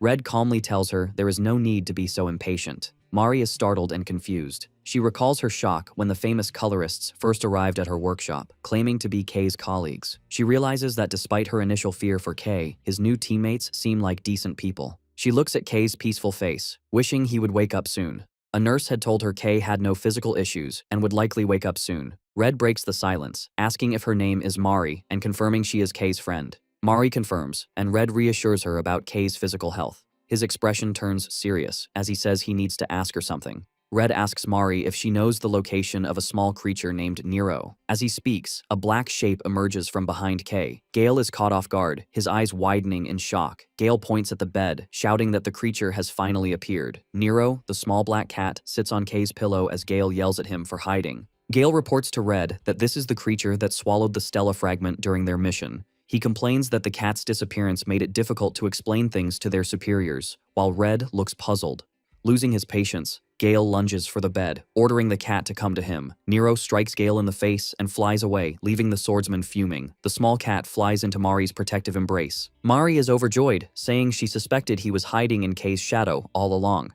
She hugs the cat, relieved he is safe. Nearby, Red watches with intense concentration. Staring at Nero, Red feels an overwhelming sense of familiarity, though he cannot place why. He wonders if he is just imagining things, his eyes fixed on the creature. Suddenly, Nero's mouth glows with a multicolored light. To Mari's shock, the cat spits out a glowing orb. Red is relieved, admitting he was worried about how to get it out of the cat. The room is illuminated by the item's rainbow light. Red reaches out his hand toward the floating Stella fragment. He holds the glowing piece of energy, satisfied they have finally secured another fragment. His expression turns somber, however, as he reflects on the heavy price paid for this one object. While unconscious, Kay relives the battle, remembering how Ellie and Gale could not stop the monstrous sword demon. Desperate to save his friends, Kay recalls feeling he had to step in, regardless of the risk. Fear and panic fill his mind as the nightmare peaks. With a loud scream, Kay bolts upright in bed, finally awake. Panting and covered in sweat, he looks around in confusion, shocked to see Captain Red holding the Stella fragment, with Ellie and Gale nearby. Kay tries to process his surroundings, wondering where he is and what happened to the enemy. Looking down at his hands, terror washes over him as he realizes his black color is gone, leaving him colorless again. He panics, desperately trying to think of an excuse to hide his true nature from the elite warriors. Memories of being rejected for having no color flash through his mind, and he fears being thrown out of the pioneers again. Seeing his distress, Red calmly tells Kay to lift his head, asking why he looks so guilty, and assuring him that his appearance does not matter. Red explains that what matters is how well they handled their first mission, admitting he never expected the new recruits to succeed in finding the fragment. With a welcoming smile, the captain warns Kay he plans to train him hard from now on, officially welcoming him to the Red Team. Kay stares in disbelief, speechless, realizing he has finally been accepted. A relieved smile forms on his face as his fear of rejection disappears. Filled with joy and determination, Kay responds with a bright smile, ready for the challenges ahead. Colorist Red prepares to leave, telling the recruits to finish talking among themselves and then dismiss. Holding the Stella fragment, Red says he must meet Lord Luminous. He tells the group to rest at the facility until they receive further instructions. Red leaves, and Kay, Mari, Ellie, and Gale are left alone in the medical bay. Breaking the silence, Ellie asks Kay if he remembers anything that happened after he lost consciousness during the battle. Kay looks nervous, saying that while Captain Red told them to keep it quiet, he honestly does not remember that time well. Ellie sighs and lets the matter go, acknowledging he probably has secrets, just like everyone else. Kay insists he is telling the truth about his memory but changes the topic, asking how to return to his black color state. Mari laughs cheerfully, telling him not to worry. She proudly says she has prepared something just for this situation. She rummages through her bags as the others watch with curious expressions. Triumphantly, Mari pulls out a small bottle of dark liquid, announcing it is black ink. Mari casually explains she took the bottle from a disposal site. Ellie is horrified, staring in disbelief at the dangerous substance. Ellie exclaims it is just toxic waste, not ink, and questions why Mari has something so dangerous. Kay, however, is delighted, calling it his personal ink. He ignores Ellie's warning that the liquid is basically poison. Without hesitation, Kay opens the bottle and drinks the black sludge. Mari smiles knowingly, while Ellie is frozen in shock. After finishing, Kay sighs with satisfaction, saying he feels alive again as a dark mist swirls around him. The dark energy surges, and Kay's hair turns jet black. He clenches his fists and announces his recovery is complete as Mari claps happily. Mari tells Kay that was not enough ink to fully restore his energy. She suggests they go to her studio for more, and Kay happily agrees. Gale, watching with a dark expression, interrupts their meaningless talk and announces he is leaving. Before leaving, Gale stops and stares at Kay with deep suspicion and resentment. His gaze falls on Kay's arm, which has completely healed after being severed in the fight. Gale thinks that regeneration is a high-level ability only for specialized colorists. He is confused how Kay can do something so impossible. He demands to know why Kay put himself in danger during the battle. Gale remembers the moment Kay jumped in front of the sword demon to shield them. Gale recalls his shock as he watched Kay take a devastating blow meant for them. Kay looks unsure how to respond to Gale's aggressive tone. He explains that he felt they were in danger and thought his ability might stop the attack. He adds that he failed, which almost made things worse. Kay's humble explanation only makes Gale angrier, and he clenches his teeth. In a rage, Gale violently grabs Kay by the collar. He shouts at Kay, demanding to know who asked for his help. His face twisted in anger, Gale tells Kay he does not like him. Kay is stunned and confused, trying to understand why Gale is so upset. Mari quickly steps in, yelling at Gale and demanding to know why he is acting so crazy. Gale falls silent, his expression shadowed as he processes his complicated emotions. After a moment of tension, he lets go of Kay's collar. Without a word, Gale turns and walks out. Mari is furious, but Ellie tells her not to worry, explaining that Gale is always difficult. Ellie also decides to leave. Kay thanks her, and she suggests they postpone their match. Ellie leaves, and Kay and Mari are left alone with Nero. Kay suggests they head back to Mari's workshop, and she happily agrees. Before they leave, Kay remembers he has something special to show her. Mari looks at him curiously. He explains it is something he got after defeating an opponent during the mission, remembering the giant mechanical automaton. Kay retrieves a bag from a shelf, telling Mari he thinks she will like what is inside. He proudly presents the mechanical object to her, and Mari stares in surprise. Her eyes sparkle with excitement as she realizes the value of the gift. The object is the glowing core of the robot Kay destroyed in the ruins. In a majestic hall filled with shimmering light, colorist Red walks alone down a silent corridor. He maintains a serious expression as he nears his destination. Red enters a large chamber flooded with an intense golden light. At the end of a long staircase, a figure bathed in rainbow light waits for him. Red announces his presence as he approaches. A woman with long, pale hair in an elegant white dress welcomes him, saying she has been expecting him. Standing before her, Red says he has good news for the first time in a while. He reports that just as she predicted, they have found a way to open the Black Witch's curtain.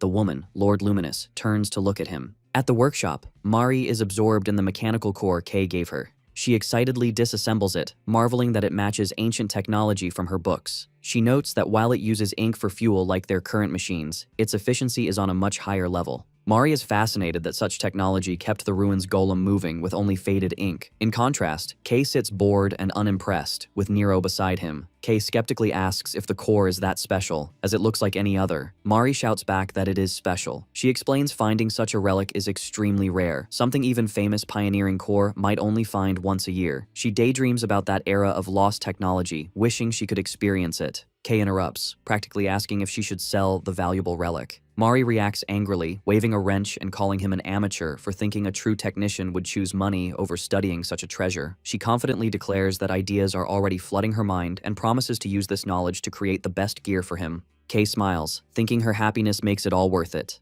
As he and Nero prepare to leave, telling Mari he will be back later, she suddenly calls for him to wait. Mari informs him that she just remembered someone was there looking for him, leaving Kay confused. Mari explains she was in the Shadow District gathering ink when strangers approached her. At first, she thought they were thugs and drew her buzzsaw weapon. However, she was surprised they already knew who they were. The leader, a man in a top hat, unsettlingly asked if she was Kay's friend, explaining they wanted to meet the wielder of black. Back in the present, Mari admits the encounter felt like bad news, so she ran. Kay looks concerned and scolds her for going into that district alone. Mari replies that the errand was urgent and advises Kay to avoid any weird people. Kay agrees and leaves the workshop. As he walks away, Kay finds the situation unsettling, but reasons they will find him directly if they have business. He walks through the industrial streets, feeling exhausted and deciding he should hurry home to rest. Suddenly, his eyes narrow as he notices something strange. He sees a group of people in an alley and wonders if the number of vagrants has increased. Looking at the destitute people, he questions if something like a gang war broke out in the underground to force them up this far. Suddenly, Nero pops his head out of Kay's hood, making noise to get his attention. The cat urgently points his paw toward a dark, narrow alleyway. Kay hesitates, knowing it's dangerous, but Nero's persistence convinces him to go check it out. Kay sheepishly apologizes to the cat, acknowledging that Nero's senses have always been accurate.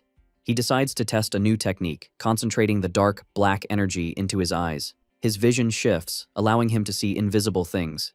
He successfully activates inverted vision, his left eye glowing with an ominous white light. The technique works instantly. In the pitch-black alley, a radiant figure glowing with rainbow-colored light becomes visible. Kay is startled, realizing someone was standing there in silence. The figure is revealed to be a woman with pale hair and an elegant dress, Lord Luminous. He senses her gaze and calls out, but she turns and steps into a portal of light. Kay desperately calls for her to wait. His expression hardens, wondering if this was the person looking for him. He can't let a potential threat escape, so he resolves to catch her and find out her identity, rushing into the light. As he crosses the threshold, his face twists in amazement. He finds himself in a surreal, ethereal world filled with floating lights and massive pillars. He looks around in confusion, unable to process the sudden shift. Panic sets in as he questions reality, noting he was just in a dirty alley. He turns and watches in shock as the dark entrance he came through distorts and vanishes, trapping him. The mysterious woman turns to Kay, remarking that he is as interesting as she expected. She admits she didn't intend to reveal herself so soon, but tells Kay he can be proud of finding her first. Kay, taken aback, stammers and asks who she is. The woman gently introduces herself as Celestia and greets him as the Child of Black. She stands before him, radiating an intense, holy aura. Kay stares in disbelief, seeing she is glowing with every color at once. He breaks into a cold sweat, thinking the only person capable of this is the legendary leader of the Shining City. Kay realizes she is the current Lord Luminous, and is terrified, wondering why she would personally come to the Shadow District to watch him. As he questions her motives, the intense light triggers a reaction, and dark static fills his mind. Kay's vision is overtaken by chaotic voices, and panic sets in. The ominous voices that plague him return with full force, screaming and expressing a desperate hunger for her light. The voices command him repeatedly to reach out and take the light. Kay's eyes go pitch black as the dark influence overpowers his mind, commanding him to devour that light right now. Celestia curiously notices the sudden shift in Kay's demeanor, observing that his black energy has suddenly encroached on him. Kay, struggling to stay conscious, mumbles in confusion, insisting he didn't do anything. Celestia remains calm, finding it fascinating. She remarks that it is incredible he hasn't died despite being so darkly encroached. She compares his aura to the Black Witch, Nyx, and observes that he isn't turning into a monster, speculating he must have some unknown connection to the witch. Celestia reveals that while some leaders wanted to dispose of him for the danger he poses, she disagrees. Her eyes glow as she states that she does not wish to do that. She explains that seeing him endure the corruption proves he has potential. She declares his ability is too valuable to waste, and to protect the city, they must use the power of black, accepting that high risks bring high rewards. Deciding it is time for a proper conversation, Celestia grips her cane and unleashes a massive surge of brilliant, purifying light to suppress the darkness around Kay. The purifying light washes over Kay, and the dark influence vanishes instantly. He pants heavily, clutching his head and realizing the voice he heard during the corruption was the clearest one yet. Celestia asks if he perhaps heard the voice of the Black Witch. Kay looks unsure, admitting he doesn't know. Celestia laughs gently, telling him not to be tense. She explains she simply wanted to meet him after hearing his story from Colorist Red. However, before they talk, Celestia says she would like to express her gratitude. Kay, confused, asks what he did to deserve that. Celestia reaches into a ripple of light and pulls out the glowing Stella fragment. She holds the radiant light, explaining that not many people know its true meaning. She tells Kay he deserves thanks for retrieving this precious light. Kay humbly stammers that Red's whole team helped retrieve it. Celestia smiles, acknowledging this, but emphasizes that what's truly important is that Kay specifically opened the Black Witch's curtain. She stares at him, asking if he realizes what an incredible thing he has done. Kay stands in stunned silence. Celestia reveals a shocking truth. Not even a luminous like herself has ever been able to open the Black Witch's curtain, because only the witch herself can. She reveals that Stella fragments are scattered throughout the Blacklands, most sealed within these curtains. The city is constantly fighting to claim them, but the only ones obtained so far were luckily exposed outside. Kay looks at Celestia with confusion, admitting he doesn't understand why she is explaining this to him. He points out he doesn't even know how the fragment is used or why it is so important. Celestia admits she should have explained its purpose first. She smiles mysteriously, deciding seeing it in person would be clearer. She warns Kay not to tell anyone about this, as only a few are aware of the truth. Suddenly, the environment shifts. Kay is startled to find himself on a glowing platform high in the air. He is shocked to see the shining city below, bordered by a vast, pitch-black wall of darkness. Kay panics, asking where they are. He sees a massive, radiant castle nearby. Celestia tells him not to panic, explaining they have moved to her residence. She holds out the Stella fragment, telling Kay he is the first person she has shown this to. Extending her hand toward the horizon, she commands him to watch closely. A massive pillar of pure white and rainbow light shoots upward, piercing the sky. The energy surges outward with a deafening boom, creating a massive shockwave of light. Kay stands before the colossal beam in awe. His eyes widen in disbelief. The massive wall of the Blacklands is physically pushed back by the light's force. Kay watches from the high platform as the boundary of darkness retreats, expanding the city's safe territory. In the shining city, a newspaper boy shouts, "Extra news" from a street corner as confetti falls, celebrating a new morning for the city. Citizens gather around newspapers, marveling at yesterday's miracle. They discuss how Lord Luminous's pillar of light pushed back the Blacklands. The first time in decades, humanity reclaimed territory from the darkness. People are optimistic, believing the shining city will expand and be safer from monsters. They hope to one day conquer the Blacklands entirely. Looking at the radiant castle, citizens wonder about the mysterious Lord Luminous, who rarely appears in public while busy protecting the city's light. Meanwhile, the expansion's effects begin. Workers and miners march to the new lands, eager for rare resources and ink that were previously inaccessible. Inside a busy establishment, a man shouts about a new pioneer squad, urging investments. In the background, Kay sits quietly, his face hidden by a hood, holding a newspaper. Nero, the black cat, chews a snack while peeking from Kay's cloak. Kay thinks the city's uproar is natural after yesterday's massive event. A few hours earlier, Kay stood before the glowing form of Celestia in her ethereal realm. She explains the Stella fragment he retrieved is a remarkable item, making many things possible. However, her tone turns serious.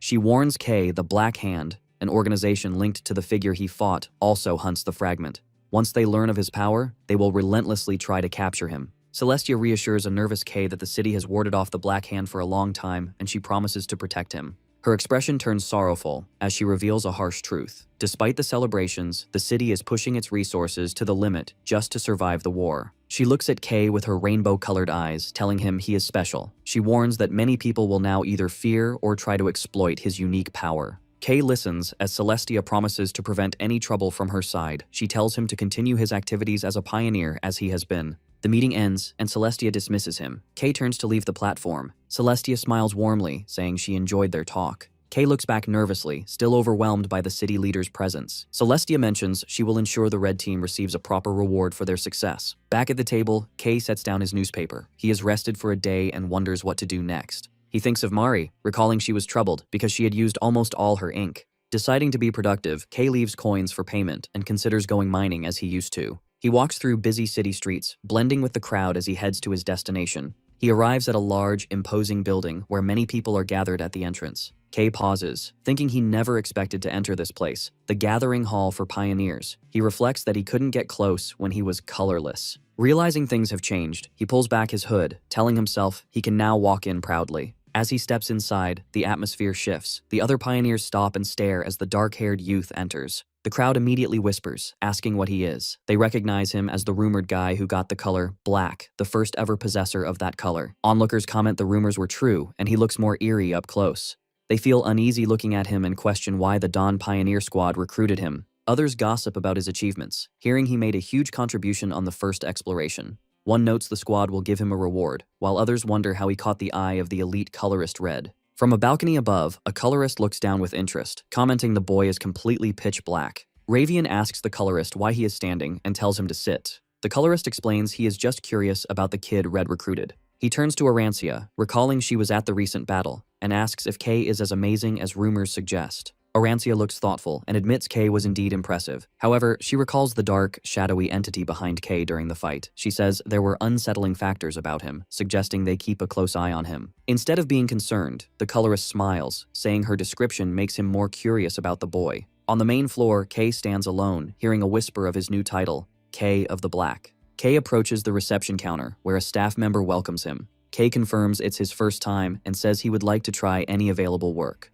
The receptionist sees he lacks an official emblem and gives him paperwork. She explains new pioneers are restricted to low-risk missions like ink mining or fighting small creatures. Meanwhile, in a corner, a group of men watches Kay with hostility. One man expresses disgust at Kay's color, calling it revolting and questioning if a human can even be black. He complains Kay feels ominous, like a creature, and criticizes those making a fuss over him. He turns to the man beside him, calling him boss, and asking if he agrees. The boss, a man with dark red hair, sits silently with a cold look. He stares intensely across the room. As Kay finishes at the counter and turns to leave, the red-haired man glares at him, muttering that the black-headed brat is an eyesore. The boss, the examiner who originally rejected Kay, stares at him with deep resentment. He recalls the recent mission when he saw Kay with the elite colorists, admitting he has disliked him ever since. He can't understand why a half-breed who got lucky and caught a colorist's eye can tag along so easily. He heard Kay is a rookie with no experience. Watching Kay leave, the examiner stands, fuming that veterans like him are more qualified for elite squads. He rallies his group to follow, saying they can't let black pollute the city. The four men stand with malicious intent, agreeing to give Kay a proper purification.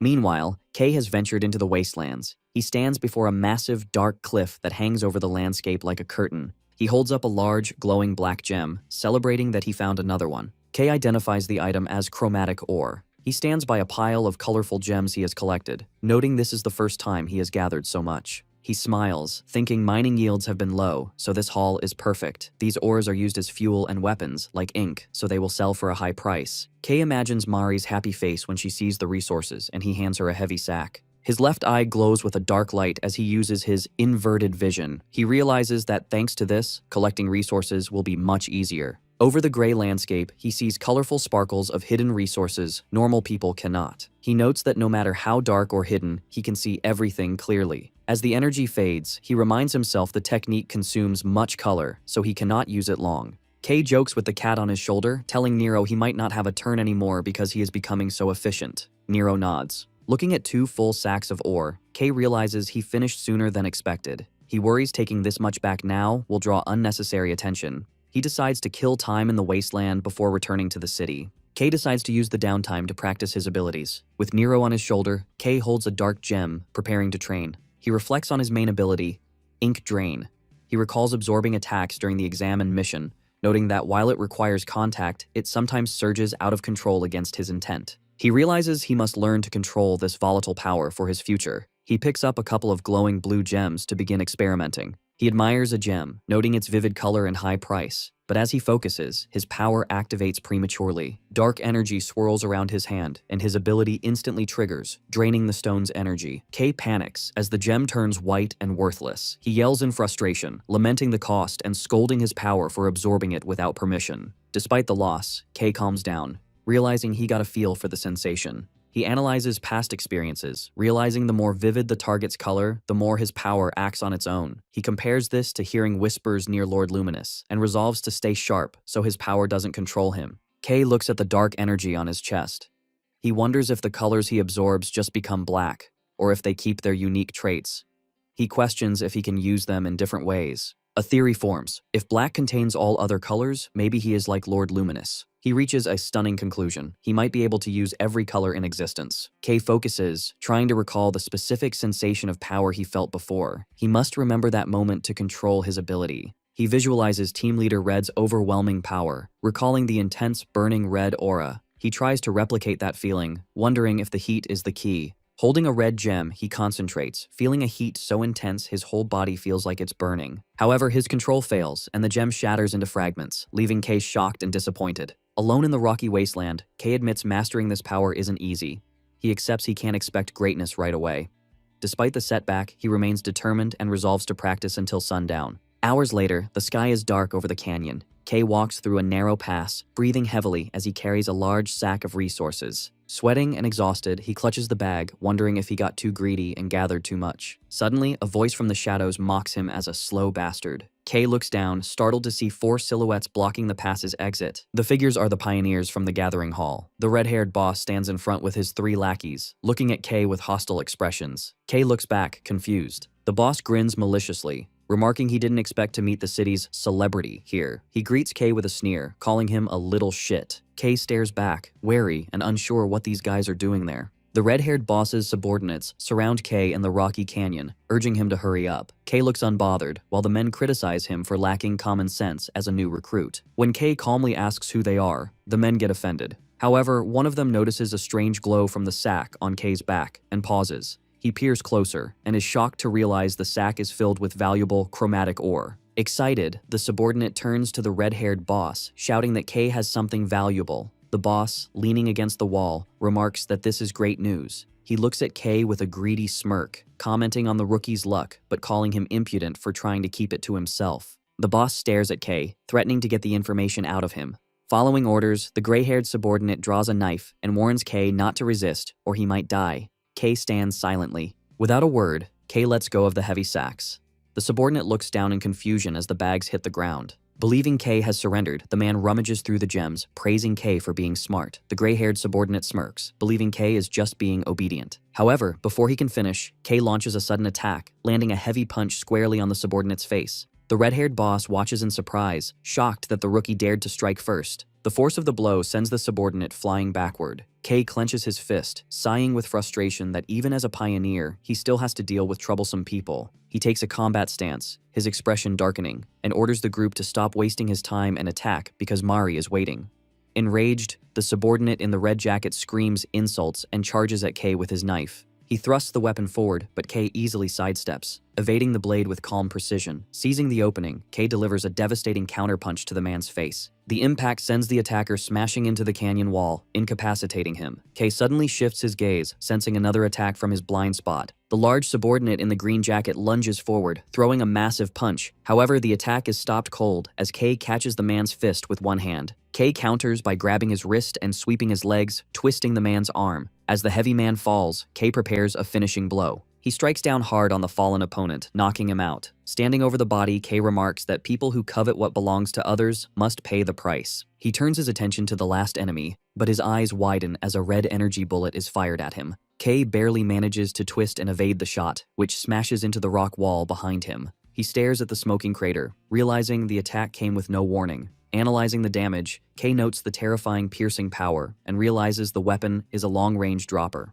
The red-haired boss smirks, surprised the rookie dodged his sneak attack. Holding a massive, smoking gun, he steps forward, complaining that it was a waste because he intended to kill K in one shot. With a hateful glare, the boss admits he has disliked K from the start. He walks closer, venting his jealousy that he always wanted to join an S-rank corps, implying it is unfair that someone with the black color got in so easily because of connections. He rants, unable to understand why the first wielder of black is special. He visualizes K with the elite colorists and expresses disgust that such a repulsive color is receiving so much attention. Gripping his weapon tighter, he announces he has changed his mind. While he originally planned to just break a few bones, he will now kill him. He points his massive gun at K, smiling manically, as he declares that since no one knows what happens outside the city, he will simply kill K right here. He pulls the trigger, unleashing a barrage of red energy shots. K reacts instantly, charging forward and weaving through the deadly beams. He slides low across the ground, narrowly evading the projectiles. Getting within range, K throws a powerful punch, but the boss manages to lean back and dodge at the last second.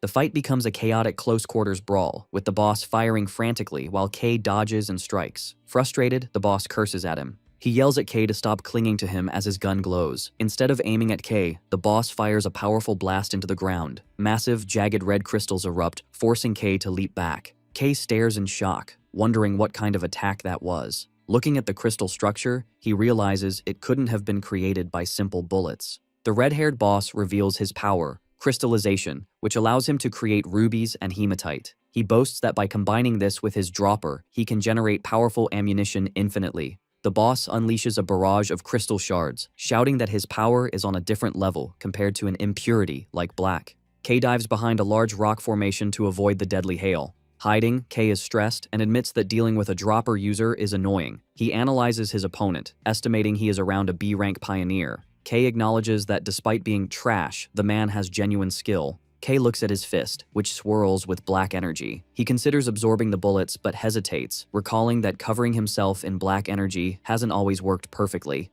A memory of the battle with the sword demon crosses his mind, and he decides that trying to absorb the attack without a plan could lead to a fatal wound. Suddenly, a shadow looms over him. The large subordinate in the green jacket has recovered and reaches out from behind. Kei turns in surprise, but it is too late. The subordinate grabs Kei's leg, pinning him. Kei frantically kicks the man in the face, shouting at him to let go, but the subordinate holds on. Bloodied, the underling screams to his boss that he has Kei pinned and urges him to shoot. The red-haired boss smiles cruelly, praising his subordinate. Seizing the opportunity, he aims his weapon at the trapped rookie. Screaming for him to die, he pulls the trigger and fires a point-blank shot. Kei's eyes widen as he realizes he cannot dodge in time. The red energy bullet strikes him directly in the head. The boss cheers, convinced his enemy is dead. He watches the smoke clear, expecting to see a corpse. However, a heavy footstep echoes as Kei remains standing, his head bowed. The boss's expression shifts to confusion. He stammers in disbelief, watching Kei slowly walk toward him. As Kei lifts his head, the boss is terrified to see him alive.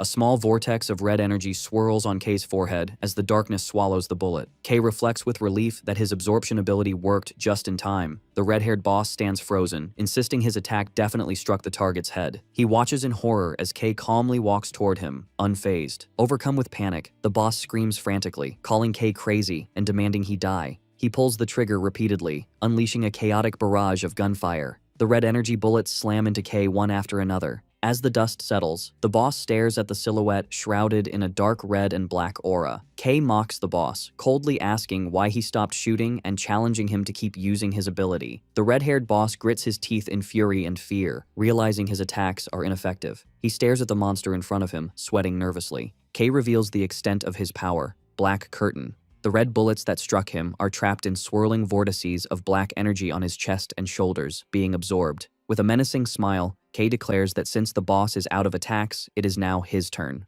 The red-haired boss yells that Kei is bluffing because no one could take a piercing round and remain fine. The boss aims his weapon again, trying to convince himself that even if Kei blocked the attack, his insides must be damaged. He declares that Kei is still just a target. Kei, however, remains calm. He acknowledges that the bullets are no longer a fatal threat, but realizes there is a drawback. The amount of color he consumes to maintain the defense is higher than what he absorbs. He calculates that using this ability recklessly will drain him too quickly. Kei decides he needs to deal with the boss's dropper weapon first, but needs a new method to approach him. He wonders aloud if he should try a new trick, confusing the red-haired boss. Kei picks up a piece of red crystal debris, stating he wants to try mimicking the boss's ability. Suddenly, the black energy in Kei's hand surges, and he transforms the rock into a long, jagged black spear. The red-haired boss stares, completely shocked. Kei looks at his new weapon with a satisfied smile, realizing this works perfectly to make up for his lack of range. Kei grips the spear, explaining he got a feel for the crystallization ability, the power to solidify color, while absorbing the boss's attacks. With a mocking expression, Kei thanks the boss for the lesson and hurls the massive spear at the man.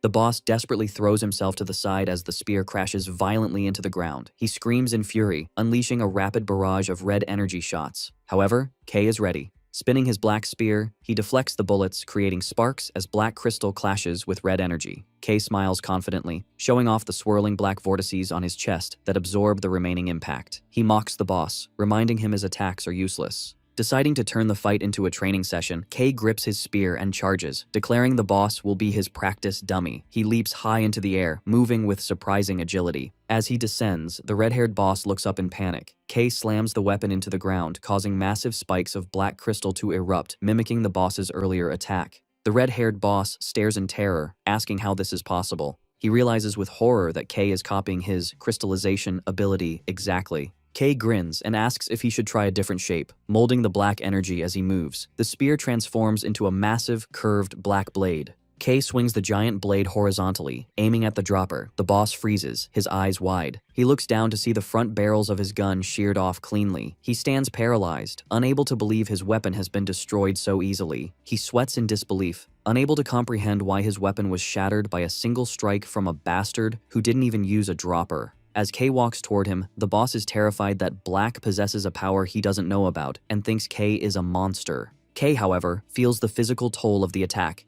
He clutches his fist, wondering why his energy efficiency is so bad. Despite the fatigue, he regains his composure, deciding the cost doesn't matter since the destructive power was so high. Kei looks down at the unarmed boss and taunts him, asking what he will do now that his weapon is destroyed. The red-haired boss grinds his teeth in fury. Refusing to give up, the boss shouts at Kei not to get cocky and unleashes a burst of red energy, screaming about how he climbed to B rank as massive, sharp red crystals erupt from the ground. Kei stares in shock, realizing he underestimated the man. The boss yells that he knows how to do more than shoot guns and charges forward, surrounded by jagged floating stones, reminding Kei that his color allows him to create rubies. With a desperate smile, he declares that even without a dropper, he will kill Kei. He launches a massive volley of sharp red crystals. The projectiles fly with incredible speed, forcing Kei to cover his head. He faces the barrage head-on. Instead of dodging, he punches through the projectiles, shattering them with his bare fists. He coats his hand in a swirling vortex of black energy, transforming it into a large, heavy shield to withstand the relentless attack.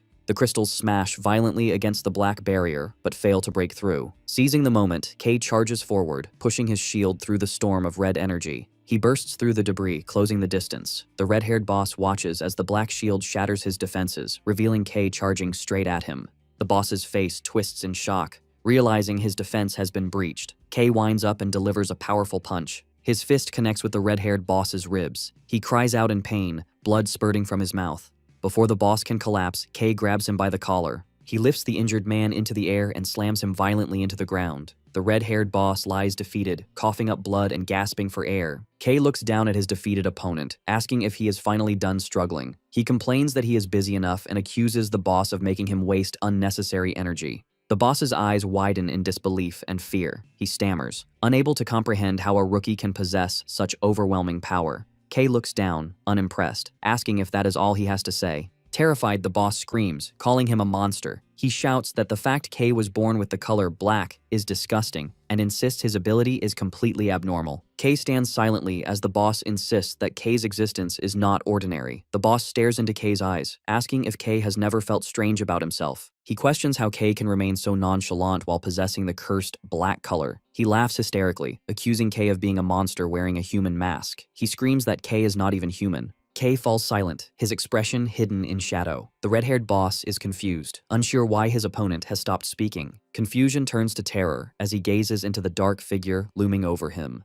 Kei leans down, his wide, glowing eyes piercing through the darkness. He stares intensely at the defeated man, his gaze devoid of empathy. The boss is overcome with panic, his eyes trembling. Suddenly, Kei breaks the tension with a chilling smile. He asks the boss what he has been babbling about. The red-haired boss trembles uncontrollably as Kei mocks him, questioning why he wants to debate after attacking with such spirit. Deciding he has heard enough, Kei violently grabs the man by the collar, choking him. Kei pins the boss down, stating that since the man seems so interested in his ability, he will show it to him properly. He explains his twisted logic. Since the boss and his men coveted Kei's power, it is only fair that he receives theirs in return. The boss stammers, terrified and confused. Ignoring his pleas, Kei activates his ability. A swirling vortex of dark energy drains the red color directly from the boss's body, causing him to scream in agonizing pain as his power is forcibly stripped away. After the battle, Kei sits on a pile of defeated bodies, deep in thought. He realizes that while he planned to just leave the red-haired boss and his men, abandoning them now could cause future problems. People are already wary of his new black color, and he worries that if the men die, rumors will spread that he is a monster who steals power. Panicked at the thought of being seen as a villain, he frantically searches the boss's bag. He triumphantly pulls out a bottle of glowing red personal ink, a valuable recovery item. Kei forces the liquid down the throats of the boss and his subordinates, watching as their color returns just enough to keep them alive.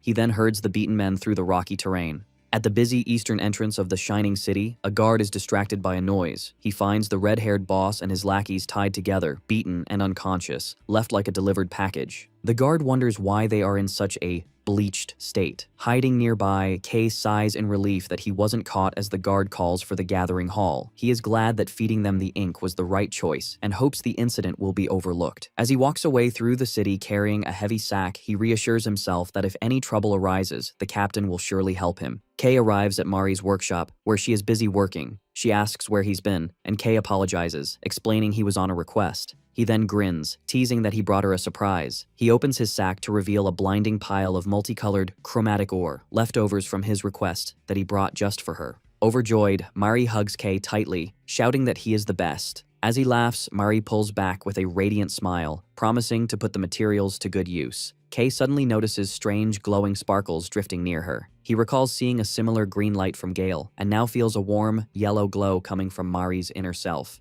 Watching her happily carry the heavy box of ores, Kay thinks about how she always brightens her surroundings. He remembers their childhood in the slums, where she would smile brightly even when there was nothing to smile about. He concludes that this warm, bright color suits her perfectly. Mari excitedly tells Kay she can't wait to show him her secret project.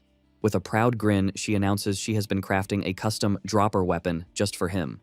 Kay's eyes widen in shock. Mari boasts that her engineering skills have improved and that with these high-quality ores, she can upgrade the weapon even further. Suddenly, the workshop door opens. Heavy footsteps enter, as a voice states they heard Kay had returned. Ellie Cyan remarks that she expected to find him there. Surprised, Kay asks his teammates, Ellie and Gale, what brings them to the workshop, warning them not to challenge him again. Gale draws his sword, saying it's a shame he can't fight, but Ellie sharply tells him to get to the point. Ellie explains they have been summoned by the Pioneering Corps because Lord Luminous personally praised their mission and wants to give them a reward. Both Kay and Mari are shocked at the mention of the city's supreme leader. Realizing the importance of the summons, Mari pushes Kay to go quickly. When he hesitates, she insists he can see his surprise later and smiles, promising his new weapon will be perfectly finished by the time he returns. Kay smiles back, saying he will look forward to it. At the massive headquarters of the Dawn Pioneering Corps, a woman named Ravian leads Kay, Gale, and Ellie down a long hallway. Kay, seeing the inside of the headquarters for the first time, is impressed by the displays of glowing specimens and certificates. Ravian stops at a large set of double doors and invites them inside. Kay walks into a spacious office where a woman sits behind a desk. With a pleasant smile, she introduces herself as Camellia, the captain of the Dawn Pioneering Corps. Kay stands nervously, unable to believe he is standing before the famous multicolor wielder he's only read about in newspapers. Camellia tells them not to be nervous, explaining she called them because she was surprised Colorist Red had praised his new recruit so highly. She turns her attention to Kay, noting that as the first wielder of black, his appearance made the city's leadership anxious. However, her elegant demeanor breaks as she gags on her tea, shouting that it is incredibly bitter. After Ravian scolds her for lacking dignity, Camellia regains her composure and gets straight to their rewards. She explains they will each receive a personal safe, and Ravian holds out a tray with 3 cards where their pay and rewards have been deposited. As they take their cards, all 3 recruits gasp in unison, shocked by the amount of money. Kay trembles, realizing he could easily buy a house.